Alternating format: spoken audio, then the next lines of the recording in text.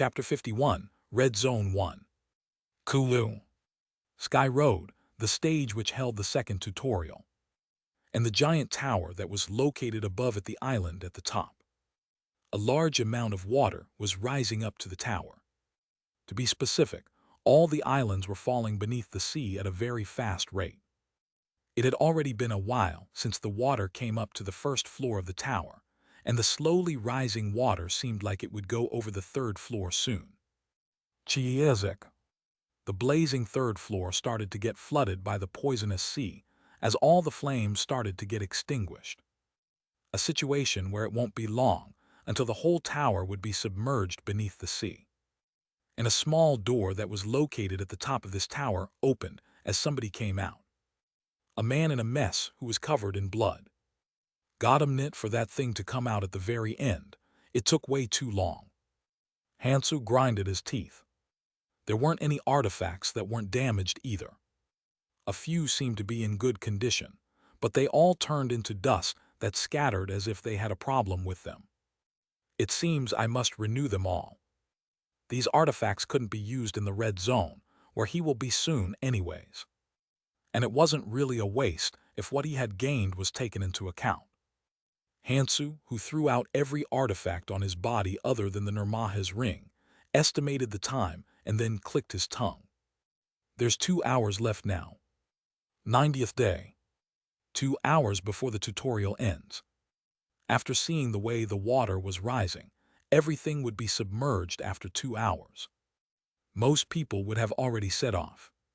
Hansu jumped off as he looked below the tower and dug his hand onto the wall of the tower. Kwajujuduk. The red and not colorless runes started to twist the laws of Hansu's body, and his hands, which had been strengthened by this, started to smash the walls. And Hansu kept that speed, from the rebound force of his action, constant as he rode down the tower. Hwan. Go through from the 4th floor. The entrance which Ralph Lauren had come out from. And the tower's topmost floor. It'll be a bit tight to make the ship. You needed the ship prepared by the ferry in order to go from the colorless zone to the red zone, since this place would completely sink. Hansu ran towards the preparation area on the 4th floor as fast as he could. Got him knit, those bitches from the clan alliance, for them to really leave us and go. Gumption and the 7 others grinded their teeth as they searched around the insides of the jungle. Those crazy bastards, they leave even when they had room to spare. There wasn't much resentment about the ship made by the Free Alliance, which had set off 4 days ago, since they were the ones who chose not to get on, but they didn't know that the guys of the clan alliance would act like this. And because of that, they were searching around the jungle like this. Hurry, we need to find the Curon parasite and get it over there. Curon parasite. They had gathered all of the other materials for the ship in the 2 days after the departure of the clan alliance, but they didn't acquire the Curon parasite yet. And the ferry would only make the ship for them if they give the Curon parasite to it. But one of the people running spoke while making an anxious expression. Hey, but the Curon parasite is. Then Gumption shouted as he grinded his teeth. Damn it, then what? We can't make the ship without that. Curon parasite. There wasn't much about it. It was so weak that it would die if you tapped it around a bit. The problem was where they parasited on. Galapagos crocodile. A 30 m big giant crocodile that lived in the swamps of the inner parts of the wide 4th floor. It had kindly been written in the catalog for making the ship by the ferry that it lived in the inside of the Galapagos crocodile's mouth. Since there were basic explanations about the ship and the places to gather the material for it. They had promised themselves that they would never come back here after seeing an adventurer who was trying to get the material, get his leg torn off, but for them to come back here like this. Damn it, there's nothing we can do. Gumption grinded his teeth. They had to make the ship. A few people who had got anxious after the clan alliance left cut off a few trees in the jungle and tried to get to the red zone by making a raft and getting onto the sea. The result was misery in itself. They had all died after getting infected from the waves of poison. You could stay afloat for a while, but if you sink then, your whole body will melt. The fairy giggled at that, as if it was extremely funny, and spoke. Oh my, I told you to bring the materials because of this. I didn't even tell you to make it. I said we'll give it to you if you get the materials. Though the ship made by us looks a bit flimsy, it's the greatest consideration towards the comfort of the adventurer. There's 39 hours left now. And everyone who had seen this started searching the preparation area all around the fourth floor, since they might really melt down if they aren't able to get the materials in time. This was already 2 days ago, and now there were probably less than 2 hours left. The Free Alliance and the Clan Alliance each made a giant ship that would still have space left after holding 2,000 people. They had become like this because they saw each of the 500 Free Alliance and the 600 Clan Alliance make a ship to carry 2,000, and had thought that they would take them and had leisurely hunted. If they had faithfully prepared the ship for a month, then they wouldn't have fallen into such a dangerous situation. Damn it, we should have gotten the materials despite the dangers, or we should have followed the Free Alliance. After a bit of running, he could see the shady swamp in the distance. Why did they make such a large ship if they weren't gonna take us with them? He had run in a hurry, but then he felt anxious again.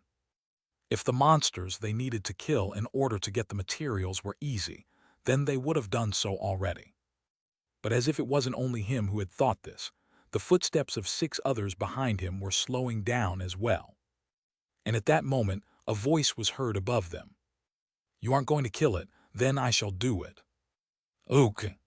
When they looked up after getting shocked, they could see a man running between the branches of the jungle. And there was a very unique thing about him. He has nothing on his body. To have nothing on his body. Unlike the 3rd floor of the tutorial where everyone had been separated, the 4th floor was a large area where all the survivors could stay together. Of course it was a huge area, but they had seen a lot of different kinds of people, due to the fact that the areas weren't isolated. And a few people out of the 2,000 survivors caught the eye. Like Park Jumi's Special Force clan, that was famous for being a small group of elites despite her being a lord. The incredibly strong guy with a strange mask. But it was the first time he had someone run about without anything on their body. No, he has a single ring on. They didn't have any solutions, but this guy was something else. No, he didn't even know how to deal with this because such a unique guy had suddenly popped out. Well, yeah, since there's more than one of them. Even before they could do anything, the guy who had finished talking ran into the swamp. They gazed blankly for a moment and then asked Gumption, "What are you going to do?" Gumption pondered for a moment and then opened his mouth. "It seems like he's going to fight. We should go and see the situation as we." Boom! Before he could finish his words, a dark golden light penetrated through the swamp along with a giant noise. Kuak! And then a very loud scream that vibrated throughout the swamp exploded out. Galapagan crocodiles scream. When the surprised group ran over, they saw an unbelievable sight. The giant crocodile had its skull crushed, and the man was pulling out the Curon parasite from the insides of its mouth, which he had split apart. The fuck, what did he crush it with? Skill. The thickness of his skull that they could see between the broken bones were over 50 cm thick, and it seemed like it wasn't normal bones from the shininess. But it had been broken apart like tofu. The 4th floor was indeed very large, but it wasn't so wide to the point where a rumor wouldn't get spread around. If he was that strong, then they should have at least heard about him at least once, but they had never heard about him. Is that him? He doesn't have the chain, scythe, and dagger. And as they heard, that guy did not use any skills ever. There was probably a reason why he couldn't use it. But that shining light was definitely the effect of a skill. Damn it, I don't know who he is. Did he gain something through a fortuitous encounter or something? While Gumption was shocked, one of the people with Gumption shouted out even before he could stop him. Hey, wait a moment. When the guy turned around, one of the people behind Gumption shouted loudly. It seems like you don't have a ship either. How about going with us? We have everything but that parasite. Though they wanted to get a free ride, only a single Curon parasite lived within each crocodile. And he didn't know what that guy did, but for him to have the strength to crush that giant crocodile with a single strike meant that opposing him in terms of strength was impossible. The Galapagos crocodile itself was burdensome. It didn't make any sense to go up against such a person who killed it with a single strike. But there was no need to actually fight. The ship they could make with the materials they had, and the Curon parasite could easily hold 10 people. It was enough for them 7, and that one man to get on. Oh! While Gumption made a satisfied expression, a few people came through the swamp while gasping for air. What? You gained the Curon parasite? They were all gasping for air and had lights shining in their eyes. They could only be anxious since they didn't make the ship, while the toxic water was rising by the minute. They had gained all the easy materials in the 2 days after the clan alliance had left, but there were more people who had been wandering around the swamp due to the fear of it than they had thought. They had all gathered here as they heard the scream of the Galapagos crocodile dying. The man standing in the front shouted loudly at Hansu. Hey, did you kill it for those guys? Then help us kill it too. And then Gumption shouted in confusion. What are you talking about? We didn't tell him to kill it but rather gave a proposal. Do you think we're trying to get a free ride? We're willing to give him all the other materials. Then the man standing in the very front smiled. Then that's even better. Does it really need to be you guys?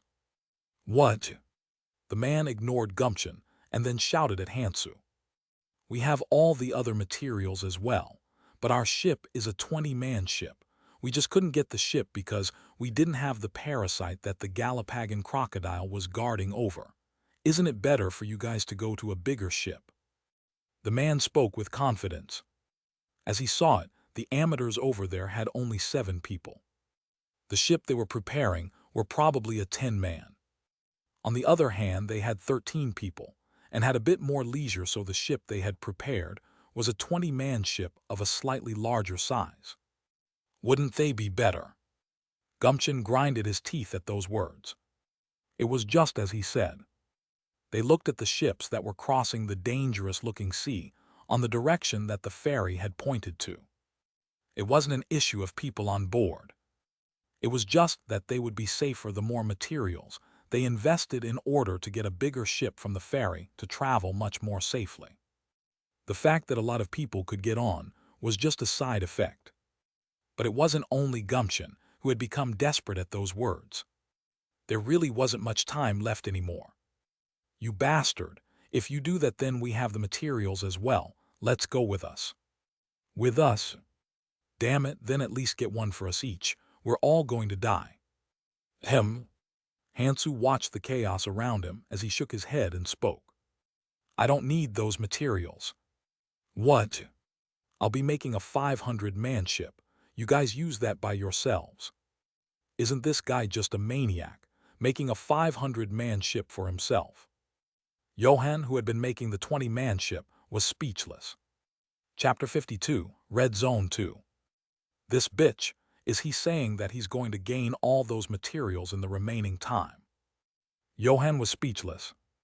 It wasn't that you needed a large amount of materials for a big ship. Since though it was called materials, you didn't make the ship with those materials. Actually, the materials felt more like currency for buying the ship. But of course it wasn't easy just because it was like that. The more expensive the ship was, a core for which the difficulty of gaining rose exponentially was added into it. The Curon parasite was the core ingredient for the ships with a capacity of 30 people or less. The ships which could hold over 30 people needed the red-spotted salamander's heart, and the 2,000-man-sized ships which the large clans rode on needed the skull of the volcanic bear, which there were only 2 of on all of the 4th floor. The core item needed for the 500-man ship was Nokrakrok Lizard's heart. The 2 clans which weren't part of an alliance and had made this ship received quite a large amount of casualties while hunting this guy. While Johan was thinking random things, Hansu shouted as he flew off. Don't worry, I'll let you guys ride on it. What? Hansu smirked at the reply, which seemed like that they had misheard. Why would he let all 100 of them die after making the ship? These guys couldn't make the ship during the remaining time.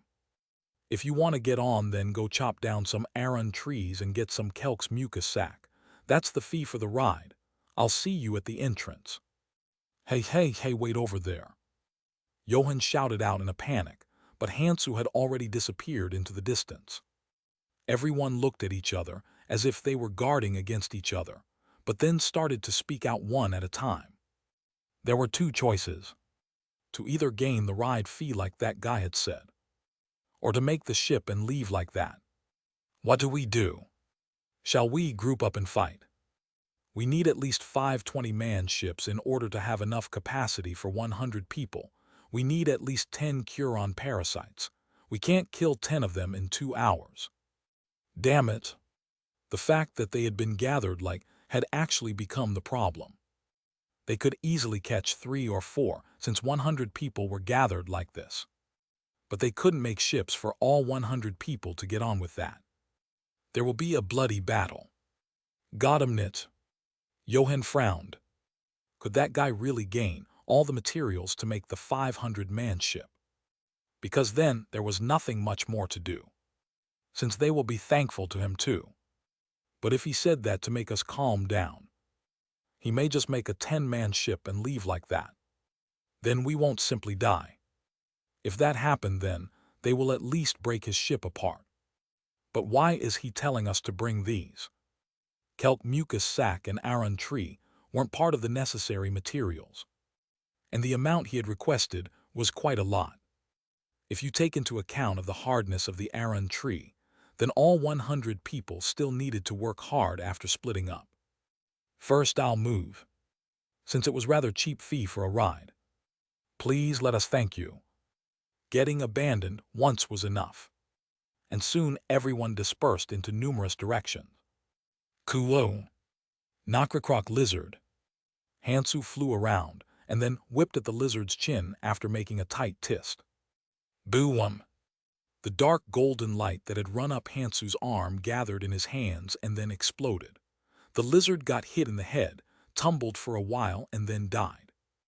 Hansu started to search around the corpse of the lizard. Let's see, I should take the part where the great arteries of the 3 hearts combine, right? 3 hearts, which was why they didn't count. The part where the arteries of the 3 hearts combined, which there was only one of, counted. Hansu took out the essence of the material and then moved his position to the where he had came in from the outside. There were people gathering there with the aran trees and kelp mucus sac along with anxious expressions. Let's go. Everyone's facial tone changed, but made a slightly suspicious expression too. They could only be sensitive since their lives were on the line. And they couldn't believe the fact that he had gained the materials for a 500-man ship in such a short time. Did you really get them? Hansu nodded as Johan, who had been standing in the front, asked with a slightly suspicious expression. Hurry and get over here. There's less than 30 minutes left now. Hansu then walked towards the toxic waters that had filled up to the lower areas of the 4th floor and started to stack all the materials he had gained. How do things keep coming out from that small pouch? He killed all them within the 2 hours. The people made expressions of fear. Numerous parts of different beasts' corpses were coming out endlessly. Ooh! While the people made scared expressions while watching the toxic waters which seemed like they could rise up at any moment, the fairy appeared in front of their eyes. Wow, congratulations! You gathered all the materials. First I will congratulate. Please hurry with the ship first. Somebody shouted loudly. They had realized that they wouldn't die even if they talked like that to the fairy. And the situation where the toxic waters may reach their feet at any time had made them even more anxious. There were 30 minutes left, but this was the time left for the whole 4th floor to get submerged. If they were even 5 minutes late, then the place they were standing at may all be submerged. The fairy smiled as it spoke. Oh my, sorry, you're probably anxious. The ship you guys will ride on this, the ship which successfully sailed the Kettle Sea. As soon as the fairy's words ended, all the materials melted and disappeared, and toxic waters starting boiling as a giant bubble appeared. Right before the bubble seemed like it would blow up, the sea split as a giant ship appeared. A ship the size of a cruise ship. While everyone was marveling at the high-class-looking ship, Hwan spat coldly at the fairy. "You will control that. There isn't anyone here who knows how to control a ship." It was hard enough to control a modern yacht alone. How hard would it be to control that giant ship? Since the only ship control they knew was a pirate captain shouting while spinning the steering wheel of a strange-looking ship. PR note: One Piece reference. The fairy just smiled at those words. "Don't worry, we will sail the ship for you guys as a service the first time, so rest comfortably. Hee hee.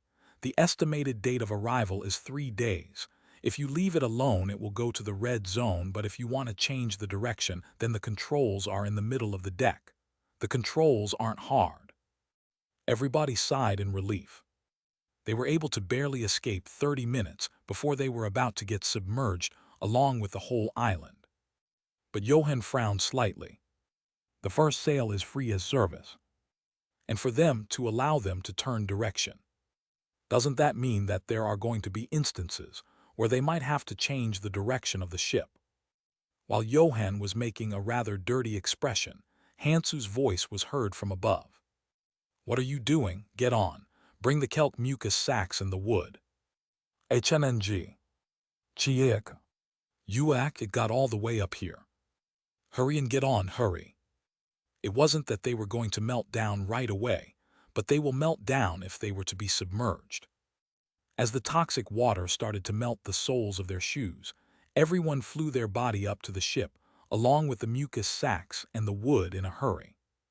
Even if they were weak, they were people with superhuman physiques in the normal world. Getting onto a ship of this height was merely a joke. And when all the people got onto the ship, the sails of the ship flapped back and forth as it started. It moved magically. The giant ship then started to lead them towards the next area, the red zone. "Let's all introduce ourselves. I'm called Hwan. Thank you for letting me on."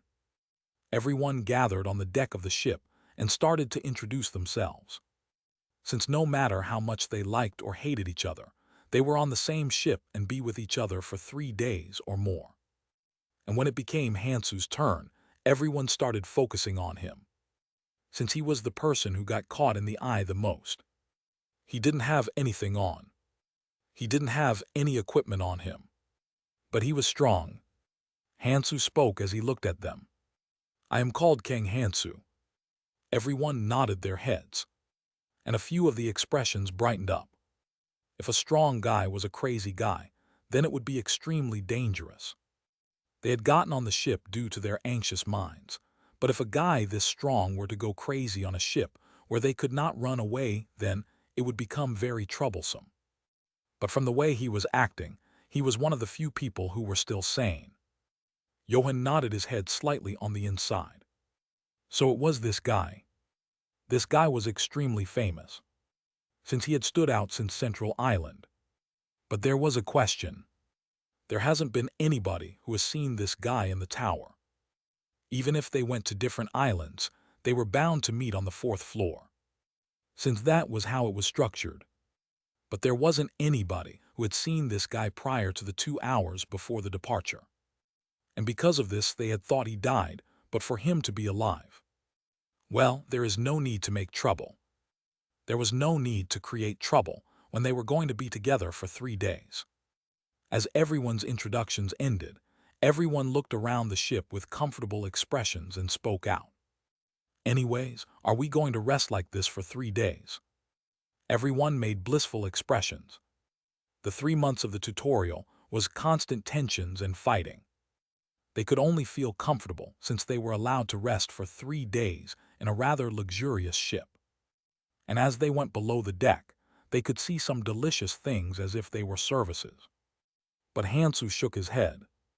The fairy had told them that they don't really lay their hands on them once the tutorial ends.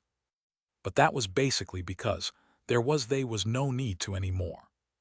"Tusk, I wanted to make a 2,000-man ship originally. He wanted to make the biggest ship, and probably could have made it with leisure, but his plans had been screwed, because the difficulty of the third gate was higher than he had thought. 2 hours was far from enough time even for someone like him. Though the 500-man ship isn't bad. It wasn't that the amount of people the ship could carry was important, but rather the defenses and durability of the ship increased as the size got bigger. And because of this, the people here had to do well. They need to pay for their own food. Hansu mumbled as he looked towards the distant sea. It's enough to make a 30-man shipwright. There's no reason to make a giant shipwright. One of the people who had been on the ship that was sailing towards the red zone shouted out loudly. Everyone then chuckled as they nodded. Their ship was basically a raft compared to the giant ship the alliances had sailed off on, but if you take into account that the few hundred of them had run around for a whole month, this ship was much better in terms of efficiency. As I thought, this is better than struggling to make a 100-man or 200-man ship. They didn't really feel like they had spare room since 30 people were riding on a 30-man ship, but this discomfort just needed to be held in when they were going to arrive in 3 days. Though the Free Alliance guys asked us to go with them. Those guys were very annoying because they had a lot of things they set limits on. And joining a clan was a bit unsettling due to the fact that his feelings would get changed by itself. This was better even if they suffer a little bit. Let's rest a bit for 3 days, since we struggled hard until now. Everyone nodded their heads at these words. How much had they suffered in order to create this? They struggled a lot by going into dangerous hunting grounds and hunting by themselves. But this was still a smart decision. They laughed inwardly at the people who were still at the tower or have submerged under the waters. How would they trust the Alliance guys and wait for them? Their lives were on the line. Those guys had laughed at them when they were making the ship, but the ones who had survived in the end were them. It sounds like the story of the ant and the cicada. PR note, a Jean de La Fontaine fable. And now they had to rest well with this as the reward. Since the life on the place they will arrive at won't be comfortable. Mountain range of the world tree, the name's really good though. While they were thinking of the name of the red zone that the fairy had told them, a fearsome sound came from the floor. Cusack. Choo-choo. Cuju-duck. Everyone made anxious expressions at the strange sound as they rose up. Where's this coming from? It's below the ship. I'll go check. One person went below very carefully, and then came back up while screaming. Fuck, some bastard is making holes on the bottom of the ship. What? Everybody freaked out as they bounced out of their seats. How could swimming across 3 days' worth of travel on a ship on this toxic waters be possible? And they had clearly seen the people who tried to cross on rafts. If this ship sinks, then it'll be a massacre. Everyone madly ran down, and then freaked out at the 3-pronged spears coming up from below the ship. Everyone run towards it while swinging their swords crazily at the sight of the toxic waters pouring in. Fuck, block it. These bastards won't come inside. This bitches just keep jabbing from the outside. Goddamn it, somebody go into the sea and get them off while we block them from here. Everyone flinched at those words. Jump into the toxic waters. They could fight to some degree, since their bodies didn't melt right away, even if they were toxic waters. But the probability of death rose by tens of times. Fuck, we should have made a bigger ship. Then the holes wouldn't have been made this easily, and they could have used long-range skills to kill them off during that time. Damn it. Ugh. Everyone made expressions of despair as they looked at the slowly sinking ship. Almost 10,000 tutorial areas. All the ships that started from different tutorial areas, that numbered up to a few tens of thousands if they were all combined, had the same thing occurring to them at the same time. Chapter 53, Red Zone 3. Johan made a satisfied expression at the distant sea from the deck of the ship. It's nice. 100 people who consisted of 8 groups. They went into deciding where they would stay on the ship for the next 3 days naturally. A slight war of nerves had occurred, since the good spots were limited even in the same ship. But even if they were a mere 100 people, there were still differences. Him and his comrades were among the strongest of the 100, and because of this, they gained the privilege to stay in the most comfortable part in the ship. This is it, very nice. Hwan, who had regained the superiority which he couldn't have while the clan alliance guys were around, smiled in good spirits, though there was something that remained stuck on his mind. I just can't figure out what he is thinking. Hwan looked at Hansu, who was standing in the middle of the deck while looking at the distant sea. This was a result that sprouted from Hansu not acting out despite being the strongest person out of the 100. He had let them on board but didn't really care about them. He's the problem. Hwan pondered while looking at Hansu and then nodded his head. As I thought, there is a need to create a relation with that guy. Though he didn't really know how long they'll be together. If you say that they were going to be together for a while, then there was nothing bad about having a good relation with that guy. No, it was actually extremely good. Since as long as he could show others that he was close to him, others will fall under them. Though their current influence was a bit on the bigger side, it was not that bigger than those of others, nor was it perfect. Two things were needed in order for them to solidify their influence. They needed to slowly pull in the other groups and create a rather good relationship with Hansu at the same time. Well, the two things aren't much different anyway. Once he unites everyone from the other party, then Hansu won't be able to ignore him anymore and vice versa. If he were to get close to Hansu, then everyone else will listen to his words more closely. It seems like he's young too. There isn't a human in the world who doesn't like to be well treated. For that he needed to converse with him, since he needed to find out about Hansu's tastes. It'll be nice if he likes something like women or something. Right as Hwan got up from the deck and tried to walk towards where Hansu was, a noise was heard from behind. Ave me. Huh. Hwan frowned as he looked at the person shouting in the sea in the distance. He couldn't see or hear clearly because it was too far, but the sound got clearer as the ship approached more and more. Who is it? Damn it, save me, the ship passing by. What's going on? As the noise got louder and louder, everyone got out from their rest and then looked beyond the deck. A familiar ship that was half sunk and destroyed. People were shouting from above the giant ship that was smaller than the one they had, but could still carry 50 people. It seems like they have gotten stuck on a rock while running away after getting attacked. They had stopped sinking because they were caught on top of the rock, but it was clear what would happen to them if they stayed like that. But they made a cold expression when they saw the people on the deck. I remember. It was hard to forget. Since they could remember the lines those guys had told them when they left them behind. You lazy bastards. You want us to let you on board when you were playing around while the others were working hard building the ship. Don't have any shame. Did you contribute a single piece for the construction of the ship? And where do you want us to use people like you? It seems the situation has changed. They could save them if they used the controls, but there was no need to direct their ship into the area with the rocks.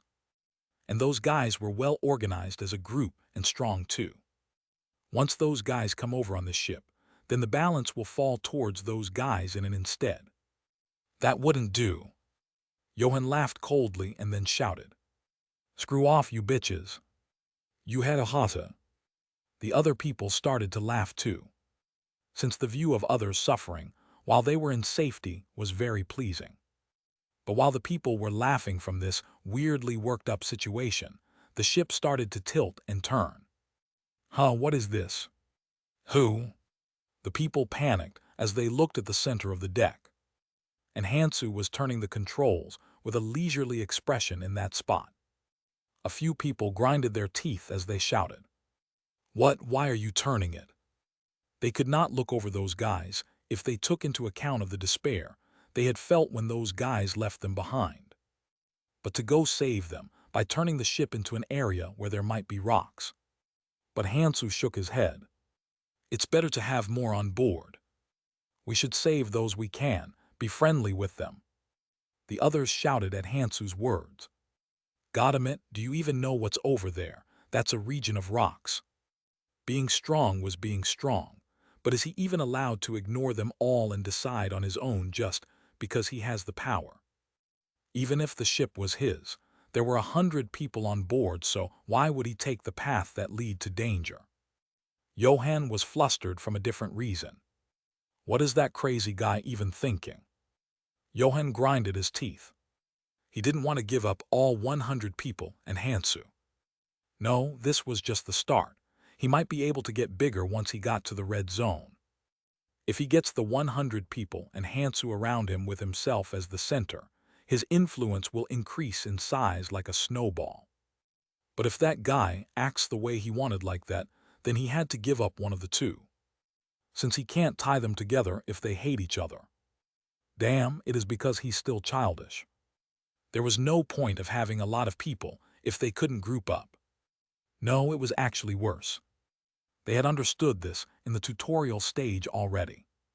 And it was hard for them 100 and the people over there to mix. Since the enmity between them was big already. Why did they have to carry such people as them? It's not good, it's not good. Hwan shook his head inwardly, but then walked towards Hansu after fixing his impression. Why are you turning the ship? I'm not saying let's not save the people, but the inner parts of that place there is too dangerous. It's all rocks, and why are you approaching them if we don't even know what had turned them into such a mess? Are you trying to put 100 people in danger just to save 50 people? The people nodded their heads. Though they had thoughts of leaving the 50 people to die because they didn't like them, but the biggest reason, and the reason they wouldn't get hated for, was the thing Hwan had said. Hwan continued his speech. I understand that you are strong, but I believe you wouldn't be able to save us if the ship sinks, right? Hansu laughed and spoke. Are those two things the problem? Hwan felt a little off from looking at the laughing Hansu, but he nodded. Though there were other reasons, it was a bit too embarrassing to speak out loud. Yeah, so we should. But even before he could finish his words, Hansu turned the control after shrugging. Everyone made expressions of satisfaction at that. The fact that Hansu hadn't ignored their words felt better than the fact that they had gained safety. It was the same for Hwan too. Yeah, you aren't something that lives alone. Isn't it good for the 100 of us to have a good relationship on the way? But there wasn't much reason why Hansu had changed the controls again. Well, they all got on anyway. Tug. Tudu-tug. These bitches, repeat what you said before. Hwan frowned at the voices that came from the back of the deck. Goddammit. The 50 who had gotten on the ship by throwing parts of the ship on the water and creating a path were staring at the 100 people who were originally on the ship. Though they were a few hundreds meters away, such a thing wasn't hard for them. But Hansu frowned. Don't be loud, it's coming soon. It was more advantageous the more people you had. What? Boom. Kyujuduk. Yujudud. At the same time, a noise of something getting destroyed and torn apart could be heard below. At the same time, the expressions of the 50 people who had gotten on the ship turned pale. Fuck, didn't it follow other ships? What, you guys know something? While Hwan frowned and asked the guys who had come over, Hansu jumped on top of the railings and looked below. It came. Cursed survivor. The things that blocked the path that lead from the tutorial area to the starting point of the red zone. These guys couldn't come out of the water, since they could only live in the water due to receiving the curse of the toxic waters. They didn't really have a way of eating people from one look, but the choice they made was very simple. If they couldn't go hunting for people, they just needed to pull the humans down. These guys recklessly attacked the ships passing from the tutorial area to the red zone and created holes. Then once the people sunk, they would wait for the bodies to get marinated by the toxic waste, and then consume them once they get soggy enough. The fact that these guys, who just got onto the ship, had survived, was due to them being on top of the rock. The most threatening part about these guys was that they could not come out of the waters. And from the humans' point of view, they had to go into the toxic waters to kill them, so it would only be unattractive. They wouldn't even have gotten scratches if it was the 2,000-man ship, but a 500-man ship will constantly receive holes if those guys attacked. As he expected, the people who heard the noise below and went down came back screaming. "Goddamn bastards, they're putting holes on the floor. Swing your sword or something at least. Damn it, how do you want me to fight them if the toxic waters are pouring in? At least cut off the trident." Hwan grinded his teeth within the chaos. Can we not even reach them? How were they going to attack the things below? Even if they were to use long-range attacks, then it will still take forever if they wanted to get rid of the guys sticking by the ship as well. And they couldn't jump into the sea when they didn't even know what was down there. Though they could resist the toxic waters for a while with resistances and skills, but it was still extremely dangerous. And they were holding on quite well because it was the 500-man ship. If it was a smaller ship, then it would have become a mess in a moment. Damn it, those with reinforced skills come here. They had to jump in and get them off somehow. And the people with defensive skills such as reinforce would survive in the waters and be able to fight. Since reinforce, apart from raising the resistance, had also to a certain point the effect of blocking external matters. But the people frowned as they backed off. Damn it, I wouldn't go in either. Hwan grinded his teeth. He didn't even know how strong the things below were. And even if they were to get rid of the toxic waters, how would anyone jump into the dark seas where you can't even see everywhere? Most people were afraid of plunging into unknown depths.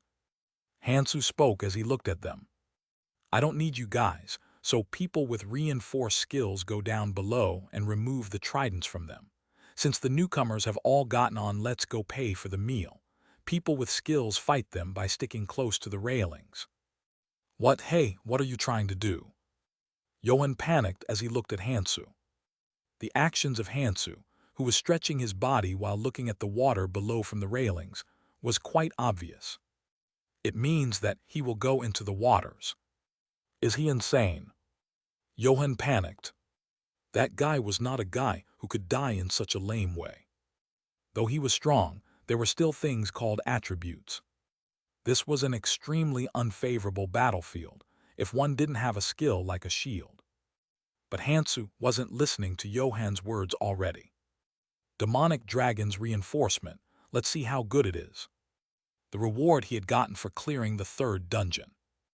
The legacies that no one had numbered because no one had found them yet. 0 numbering.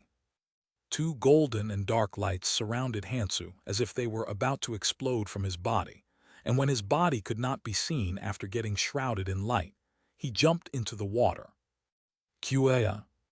And soon, with a loud explosive sound, a slab of meat of something in toxic waters skyrocketed from the side of the ship.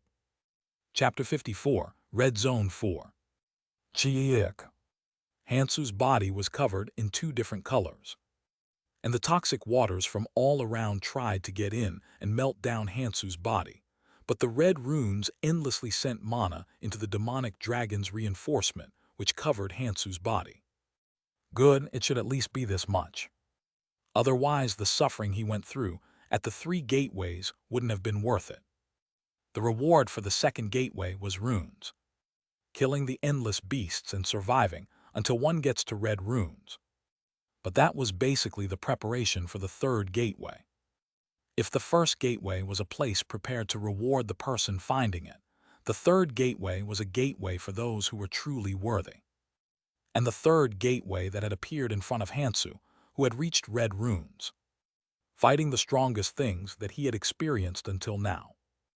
Even if it was something that hundreds of people fought together, he still had to fight it alone.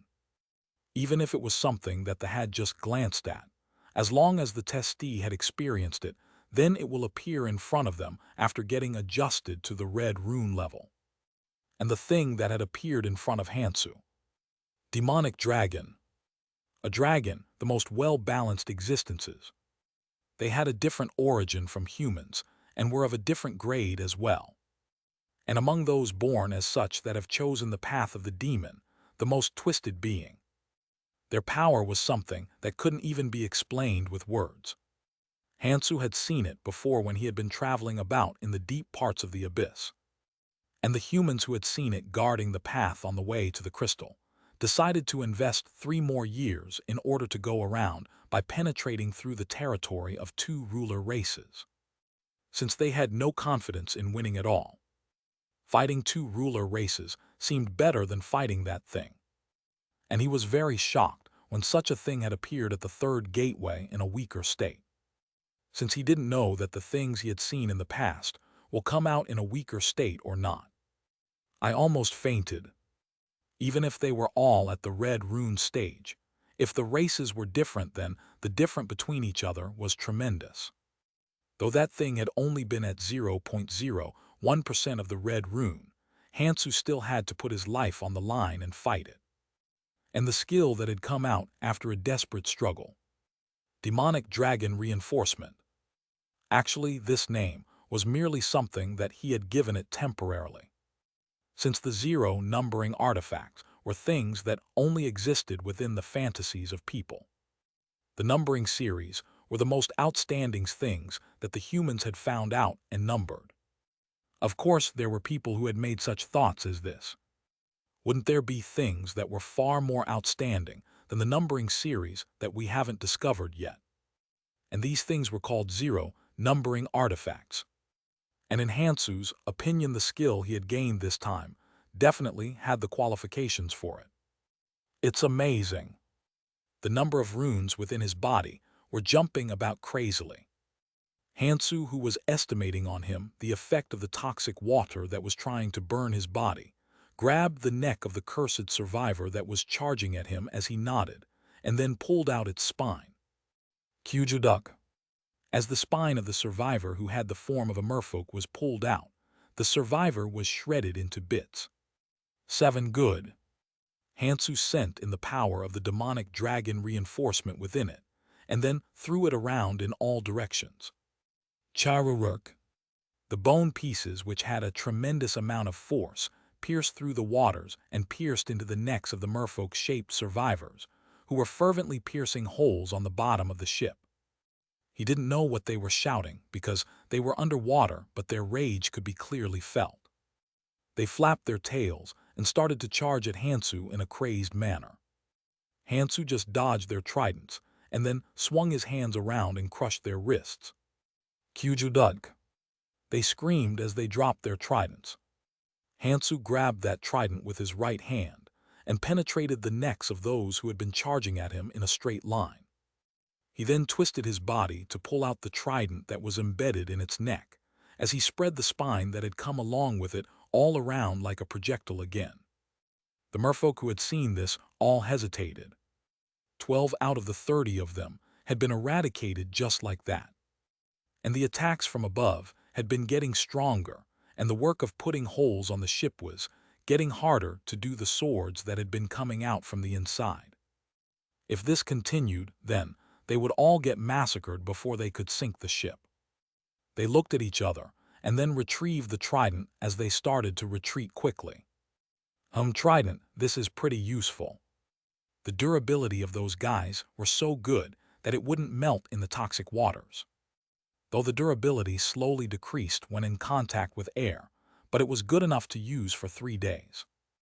Hansu gathered all 8 tridents that were sinking slowly as he swam to the bottom of the ship, which they had put holes into. And he quickly entered into the hole, where the water was quickly pouring into. Chwag. Hit its neck, it came in. Tug. Yuha, you should swing after checking first. Lud. Those with reinforcements, who had been attacking the tridents which were piercing the bottom of the ship, swung their swords out of reflex when something popped out, but then made shocked expressions when they saw that it was a human. Hansu shook off all the toxic waters and then approached a corner of the basement of the ship. Hansu's hands flew about towards the aran trees. Kyujuduk. And soon a few planks that were a bit rough but still looked decent had been created. Hansu put that on the ground as he blocked the hole where the water was coming in from. Though it had been blocked off by the wooden plank, the water still came in because the holes were rather large. Hansu plugged it with the plank and then broke off the remaining aran tree bits into the shape of nails, and then pushed it in with his fingers. The material of the ship was really hard, but it wasn't so hard that the sharp aran tree shard couldn't pierce it. When it had been blocked off to a certain degree, Hansu squeezed the kelk's mucus sacs over it as he plugged in the gaps. Hurry, let's do it too. Damn it, how did he push it in that easily? It won't go in. The people saw how Hansu had done it and quickly retrieved the materials as they started to plug up the holes like Hansu and nailed it. They couldn't push it in with their fingers like Hansu, but they were able to fix it in place somewhat by using their weapons as hammers and smashing it down. And then they squeezed the kelk's mucus sacs over it to close the gaps. Damn it, it really stings. Use some healing skills, please. Anyways, what do we do with the water there? The people looked at the toxic waters that had come up to the point where it splashed about with a slightly uncomfortable expression. Hansu spoke as he climbed up. If you leave it alone, it will evaporate. You will breathe in the evaporated gas if you're in here, so let's all go up.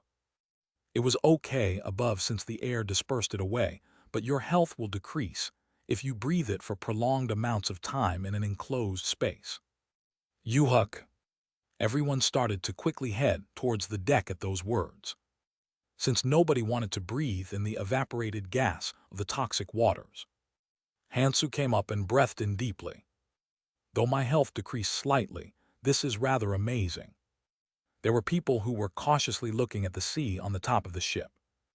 The new 50 people and the original 100 people stared at the sea, and then glared at each other after judging that the merfolk had all backed off. Hansu smirked as he spoke at that moment. Don't fight over there and look out over there. You can see some good stuff. Hansu finished those words as he looked at the giant tree which he could see in the far distance. A giant tree which was located beyond their goal, the red zone, which could be seen across the distance.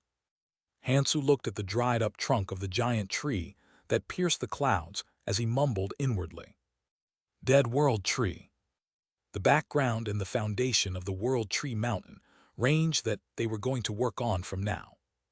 And at that moment, a loud shout was heard from the person who had been scouting at the tallest place on the ship. I can see the land. I can see the red zone. What? People rushed towards the deck at those words and made expressions of joy. We arrived already. Johan also made sounds of joy. A land that rose above the sea could be seen in the distance. Damn it, I don't know what will come out, but it's better than this damnable sea. It was better to fight. Thinking of fighting against the guys who only pierced with their tridents under the water stressed them to death, since they will get massacred before being able to see anything if the ship were to sink. People have to live with their feet on land. But while they were sighing in relief, the ship betrayed their expectations. Ugh, we aren't getting off there. The ship followed the path that the ferry had set as it spun around the land in front of them and continued to sail across the sea. And everyone was disappointed as they saw this. It was an island and not land. It looked like land, but it seems like it wasn't the destination. As I thought, they told us it took 3 days. The people spat out disappointed sighs as they looked at the vast sea to the back of the island. But Johan was looking at something else at that moment. Is that possibly a root and not an island? Though it was covered with dirt, parts of the island which looked like wooden stumps could be seen, as if a part of a giant root had come out of the ocean and a thin layer of dirt was covering it. It just looked like an island since it was so huge. Johan made a sick expression after seeing that. Is it possibly the root of the giant tree over there? It spread out this far. The tree root, which had the form of a half-submerged island, looked very similar to the giant tree trunk that was holding up the skis in the distance. Well, if it's a tree of that size, it seemed like the parts of the root that was above the water is merely a very thin root of the tree. But he thought to himself that if it's a tree of that size, the root should at least be this much. Is this the good stuff you were talking about? Johan, who had been looking at the island the ship had passed, asked Hansu with a bitter expression. It was clearly something which one could not see elsewhere easily. Since trees of such a size which devoured the mountain ranges with its roots, and even had it spread above the seas, couldn't been seen in the world where they come from even if they died and came back to life. But Hansu shook his head as he pointed towards something in the distance. That's the highlight of the show. What? Everyone looked at the direction Hansu had pointed to. A slightly different direction from the red zone they were heading to. When the people focused their gazes and searched around, they could slowly see something. Is that possibly alive? Something much larger than the tree trunk that they had mistaken for an island. The tree root, which looked like the island, was giant, but the thing they could see in the distance was at a different level. Though they were extremely far away, it still came into their eyes. The part that was submerged below couldn't even be guessed, but the back that was rising up from the waters was much larger than a decent island, and the fin that was rising above it felt like they were looking at an extremely tall cliff. The giant fin-like structure slowly moved across the sea and was heading towards the island they had come from. Though it had moved slowly, it was so big that the distance had been crossed in an instant. And the thing with the giant fin screamed out as it opened its mouth. Kuuea. Uak uak. Fuck. It had only moved slightly, but the whole sea shook. And the creature that had moved bit apart the tree root as it started to devour it. Pujajuduk, ujuduk. Uak. Hold on to the ship tightly. As the root that had run below the ship started to get ripped up by its mouth, the ship started to rock and roll like a wave. If it was a small ship, then that simple rock and roll would have crushed it apart. If they had been slightly slower at going past that place, then they would have all died without being able to do anything. While people were holding on to the ship with all their strength, Hansu was also making an anxious expression. Since though he had said it was a good view, that thing was definitely not something cute. The ships that started off from the 10,000 tutorial areas will arrive on one of the thousands of routes that spread out from the dead world tree, according to the path that the fairy had set. Since the only place to live within the toxic sea is above the dead root. A structure where the people who started off from the tutorial would climb up from that location. Though it was a root, it was basically the size of a mountain range. That was why it was called the World Tree Mountain Range. And that thing constantly swam around the toxic sea and ate whenever a world tree root drew out. Calamity fish. A fish of calamity. The result of genetic biology of demonic creatures, of the natives of the Elvenheim, that they created in order to defend their race from the harsh environment, and one of the 5 calamities that dried the world tree to death. The place where the world tree had dried to death from the 5 calamites had simply turned into hell, and Elvenheim had fallen down into ruin. Since a tree which had its roots ripped apart could not live properly. It had the ability to devour everything, but then it wouldn't have anything to eat anymore, so it, as if it was farming, slowly going around and biting off the roots of the world tree bit by bit. A giant mutant that seemed like it was born to kill the world tree. The past he had seen it clearly. That thing had devoured the root. Next to the red zone, he had arrived in a mere 3 days. And of course, there was nothing much to say about the fate of the newbies and the veterans who were standing on that route. Hansu, who had seen the giant beast fish which participating in killing a world, stabilized his mind as he turned the controls towards the calamity fish which had devoured the tree root whole. It's now time for me to pay for my own meal. Kururuk. The controls turned the ship aggressively under Hansu's hands. Since that thing had just filled up its stomach, it will slowly move towards next tree root that it will eat. Towards a giant starting area root, unlike the snack which it just had. About 2 weeks. I don't know for sure, but I don't have a lot of leisure. The thing he knew for sure was getting there and preparing to kill that thing. Since that was one of the duties he had received. Remember, you must revive the world tree. Hey, fuck, what are you doing right now? Hey, ye. The people looked at the direction of the ship and the direction of the giant beast and shouted at Hansu in panic. Is he insane right now? To follow such a thing when they have found it out of luck and could have dodged from it. Even in such a situation, Johan spoke to Hansu. I don't know what you are thinking, but shouldn't you head to such a dangerous place after agreeing with everyone else? I thank you for letting us aboard, but you should at least listen to our opinions when we are on the same boat. Hansu nodded at those words. I see, there are people who probably won't agree with this. Yeah, so let's. I shall let you get off now then. I really need to go there, so what do you want me to do? People who want to get off, raise your hands. Hansu stared at the surrounding sea as he spoke. Chapter 55, Red Zone 5. Kujujuduk. A boat which was covered with wooden planks in numerous places had arrived at the location where a route could be seen. End route. The end part of the route where the world tree's route started at. Though it was an end part of the route, it was so big that it looked like a piece of land. We arrived. Hansu spoke towards the people who had been jumping onto the burning tree route. Hey, go with smiles, and don't think about it too seriously. There's still 2 weeks left. If you keep climbing up, then you'll have your safety guaranteed. That's really comforting, seriously.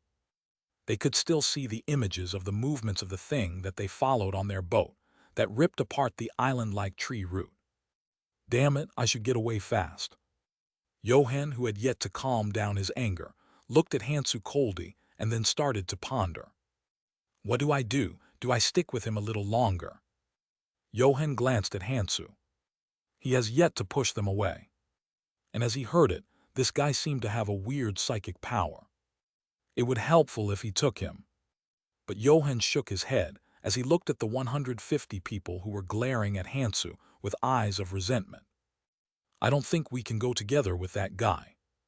If they were to go along, it'll be very comfortable for the time being, since he is definitely strong. But he could not control him. If that guy suddenly goes, I don't like everybody here, time to kill, then they could nothing about it. He clearly figured this out from the earlier incident. They had no way of talking back at his words, which told them to jump off. And him going into the sea while covered in lights and crushing apart the merfolk solidified this even further. Does he have no weakness? If he could control a guy like this properly, then it'll be of great help. And it seemed like he could figure it out if he traveled alongside him a bit longer. But Johan shook his head. The valley has been dug way too deep to mediate between that guy and the 150 people behind him. Nobody likes somebody who increases the chances of danger. It was time to part ways. The head of a snake is better than a dragon's tail. PR note, he enjoys being a big fish in a small pond rather than a lackey to Hansu the dragon. Johan, who had chosen the 150 people over Hansu, looked at Hansu and spoke. Let's go our own ways, since you and us don't really seem to get along very well. Hansu shrugged his shoulders. I'm a bit busy now too. Hansu thought of his conversation with Keldian as he looked at the 150 people disappearing into the depths of the blazing roots and ruins. Well, you all probably know it, but there isn't anyone who knows about the 5 calamities very well. The 5 calamities were basically like natural disasters for those who crossed the red zone. It was not something designed to be killed, but rather dodged or endured. And they didn't have the leisure to think about how to prevent the natural disasters. Since in the red zone, one didn't have enough leisure to think about such things. One would spend time figuring out how to dodge a hurricane rather than how to get rid of it. And even more so if there are imminent dangers around them, such as tigers and murderers roaming around. They had prepared with the knowledge of all the remaining humans, but that was not enough. From the red zone onwards, it is wide and vast, unlike in the tutorial. We can't prepare for everything even if it's us. Because of this, you need to know about the calamity, fish the best, and find people who have experienced it and will help you. He had to think of how to act perfectly. But for him to do so, the situation and intel was not proper. And because of this, he had to find somebody who could fill this up with experience. Like people trying to climb Mt. Everest that after they had completed their preparation were still looking for a Sherpa on site. Like an adventurer exploring the Amazon forest, even after getting a whole truck for preparations and plan for months, he would still look for a local guide. A third-year adventurer who would try to hunt the calamity fish, something that no one else would even think of attempting. She could be anywhere in this vast world since that woman had the ability to be anywhere, whether it is the end route, base route, middle route, or even the trunk. Of course, one would be at that level if they spent 3 years in the other world, even if they had focused on hunting down the calamity fish. Well, it's normal for people to have gone up already. It actually seemed impossible to find her in 2 weeks, but Hansu knew a way to find her. She should probably be at the cross right now. It wasn't the cross of revival, since such things only exist in the tutorial area. But the fact that it was made to find somebody one missed was similar. If you think of the reason why Camille Rowe was attempting the calamity fish hunting, then it is obvious that she would be around the cross at this moment. Thousands of giant crosses that the Helper clan had erected on every end route. It seems our direction is the same. Hansu looked at the direction where Johan had disappeared, but then looked at his boat. And then he jumped onto the boat and started to pull out all the planks that had been holding out the toxic waters. And soon the boat that had been enduring the 3 days of sails made large noises as it sunk beneath the toxic sea. Hansu, who had cleaned up everything, moved his footsteps towards the direction where Johan and the others had disappeared to. Damn it, though we've experienced it on the 3rd floor of the tower, it's really hot. Johan spat out curses. The fire that had been set all around them without anything to burn was constantly blazing. They had experienced this slightly on the 3rd floor, but back then they had hoped that the 3rd floor would end soon. But now they had to constantly live in such a place. It seems that water would be the biggest issue. How do we get food? They had hunted the beasts and traveled while eating the meat and drinking their blood on the 3rd floor. But the beasts here were different. Spat, I don't think I can eat this. Ooh, my insides hurt. They had encountered many beasts on the way here already. Though it was easy to catch them because 150 people had gathered, but they could not eat it even if they tried. Damn, this is a problem. But Johan shook his head. There was probably a way, since they wouldn't leave them to die just like that. At that moment, somebody next to Johan shouted out loudly, "Ooh, isn't that the cross?" What? At those words, everyone's eyes flipped. The cross. The eyes of the people who couldn't find the chance to throw the people next to them onto the hole because they were suppressed by alliances or the clan started to shine. But Johan shouted out loudly, Wait, the fairy had clearly told us that there aren't any more revivals. Everyone calm down. If we fight here, then we all die." Everyone made slightly disappointed expressions at those words. But let's still have a look at it. It seems man-made. Wouldn't it be dangerous? One person asked carefully. The cross. They did not know who made it, but could guess why they had to some degree. Since it'll be hard for people who had experienced it in the tutorial to just pass by it.